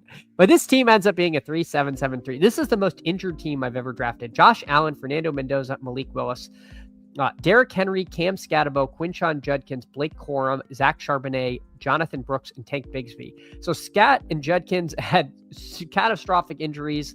Charbonnet had a catastrophic injury. Jonathan Brooks had a catastrophic injury. So 4 of the 7 guys are super hurt. That's why we took 7 on this team. But could be fun. Wide receiver room. Amon Ra, Cortland Sutton, Khalil Shakir, Wandale Robinson, Omar Cooper Jr., Trey Tucker, and Keon Coleman. Tight end room of Kyle Pitts, Evan Ingram, and Michael Mayer. Chris says competent GM in Vegas might move Mayer for a day 3. Yeah, I thought they were going to move him last year, and they didn't. And he got hurt himself, which was a little unfortunate there. Kelly saying Ingram was such a wasted pick last year. Yep. Yeah, hey, GM to you, Kelly. But yeah, he, gosh, we were taking him in sub pick 100, weren't we? Did not work out. So we'll take a flyer on that in the 19th round. So anyway, this was a ton of fun. Notable last picks. We see the Jordan James extremists. He gets picked. I'd be lying if I said I didn't have a few shares of him. Isaiah Davis, my God. Isaiah Davis going. That thumbnail of him is horrible, by the way. It looks like, well, anyway, it's an unfortunate thumbnail they chose of Isaiah Davis. And here, Jaden Ott was Mr. Irrelevant in this draft. Unfortunately for Mr. Ott, was not invited to the combine, but we will see. Would have liked to see him run of those people. Miles Westfield, that 50-yard catch in preseason cost me a good chunk of change. Yep. Many such cases, Miles. Many such cases. But everyone, if you can, like and sub on your way out, I would appreciate that so much. This was a ton of fun. I should be back closer to normal time tomorrow, either 8:30 or 9, depending on how fast we're moving. But this was awesome. Take care, everyone. I'll see you all tomorrow. And the combine starts this week. I think the running backs run on Saturday, if I'm not mistaken, but they'll start with the interviews and the pre-draft workouts and stuff. So we'll start getting some data. I think it's Thursday, but we'll start getting 40 times and stuff that we care about on Saturday, I believe. Anyway, I should have fact checked that before I left, but pretty sure it's Saturday. All right, I'll see you all tomorrow. Take care, everyone.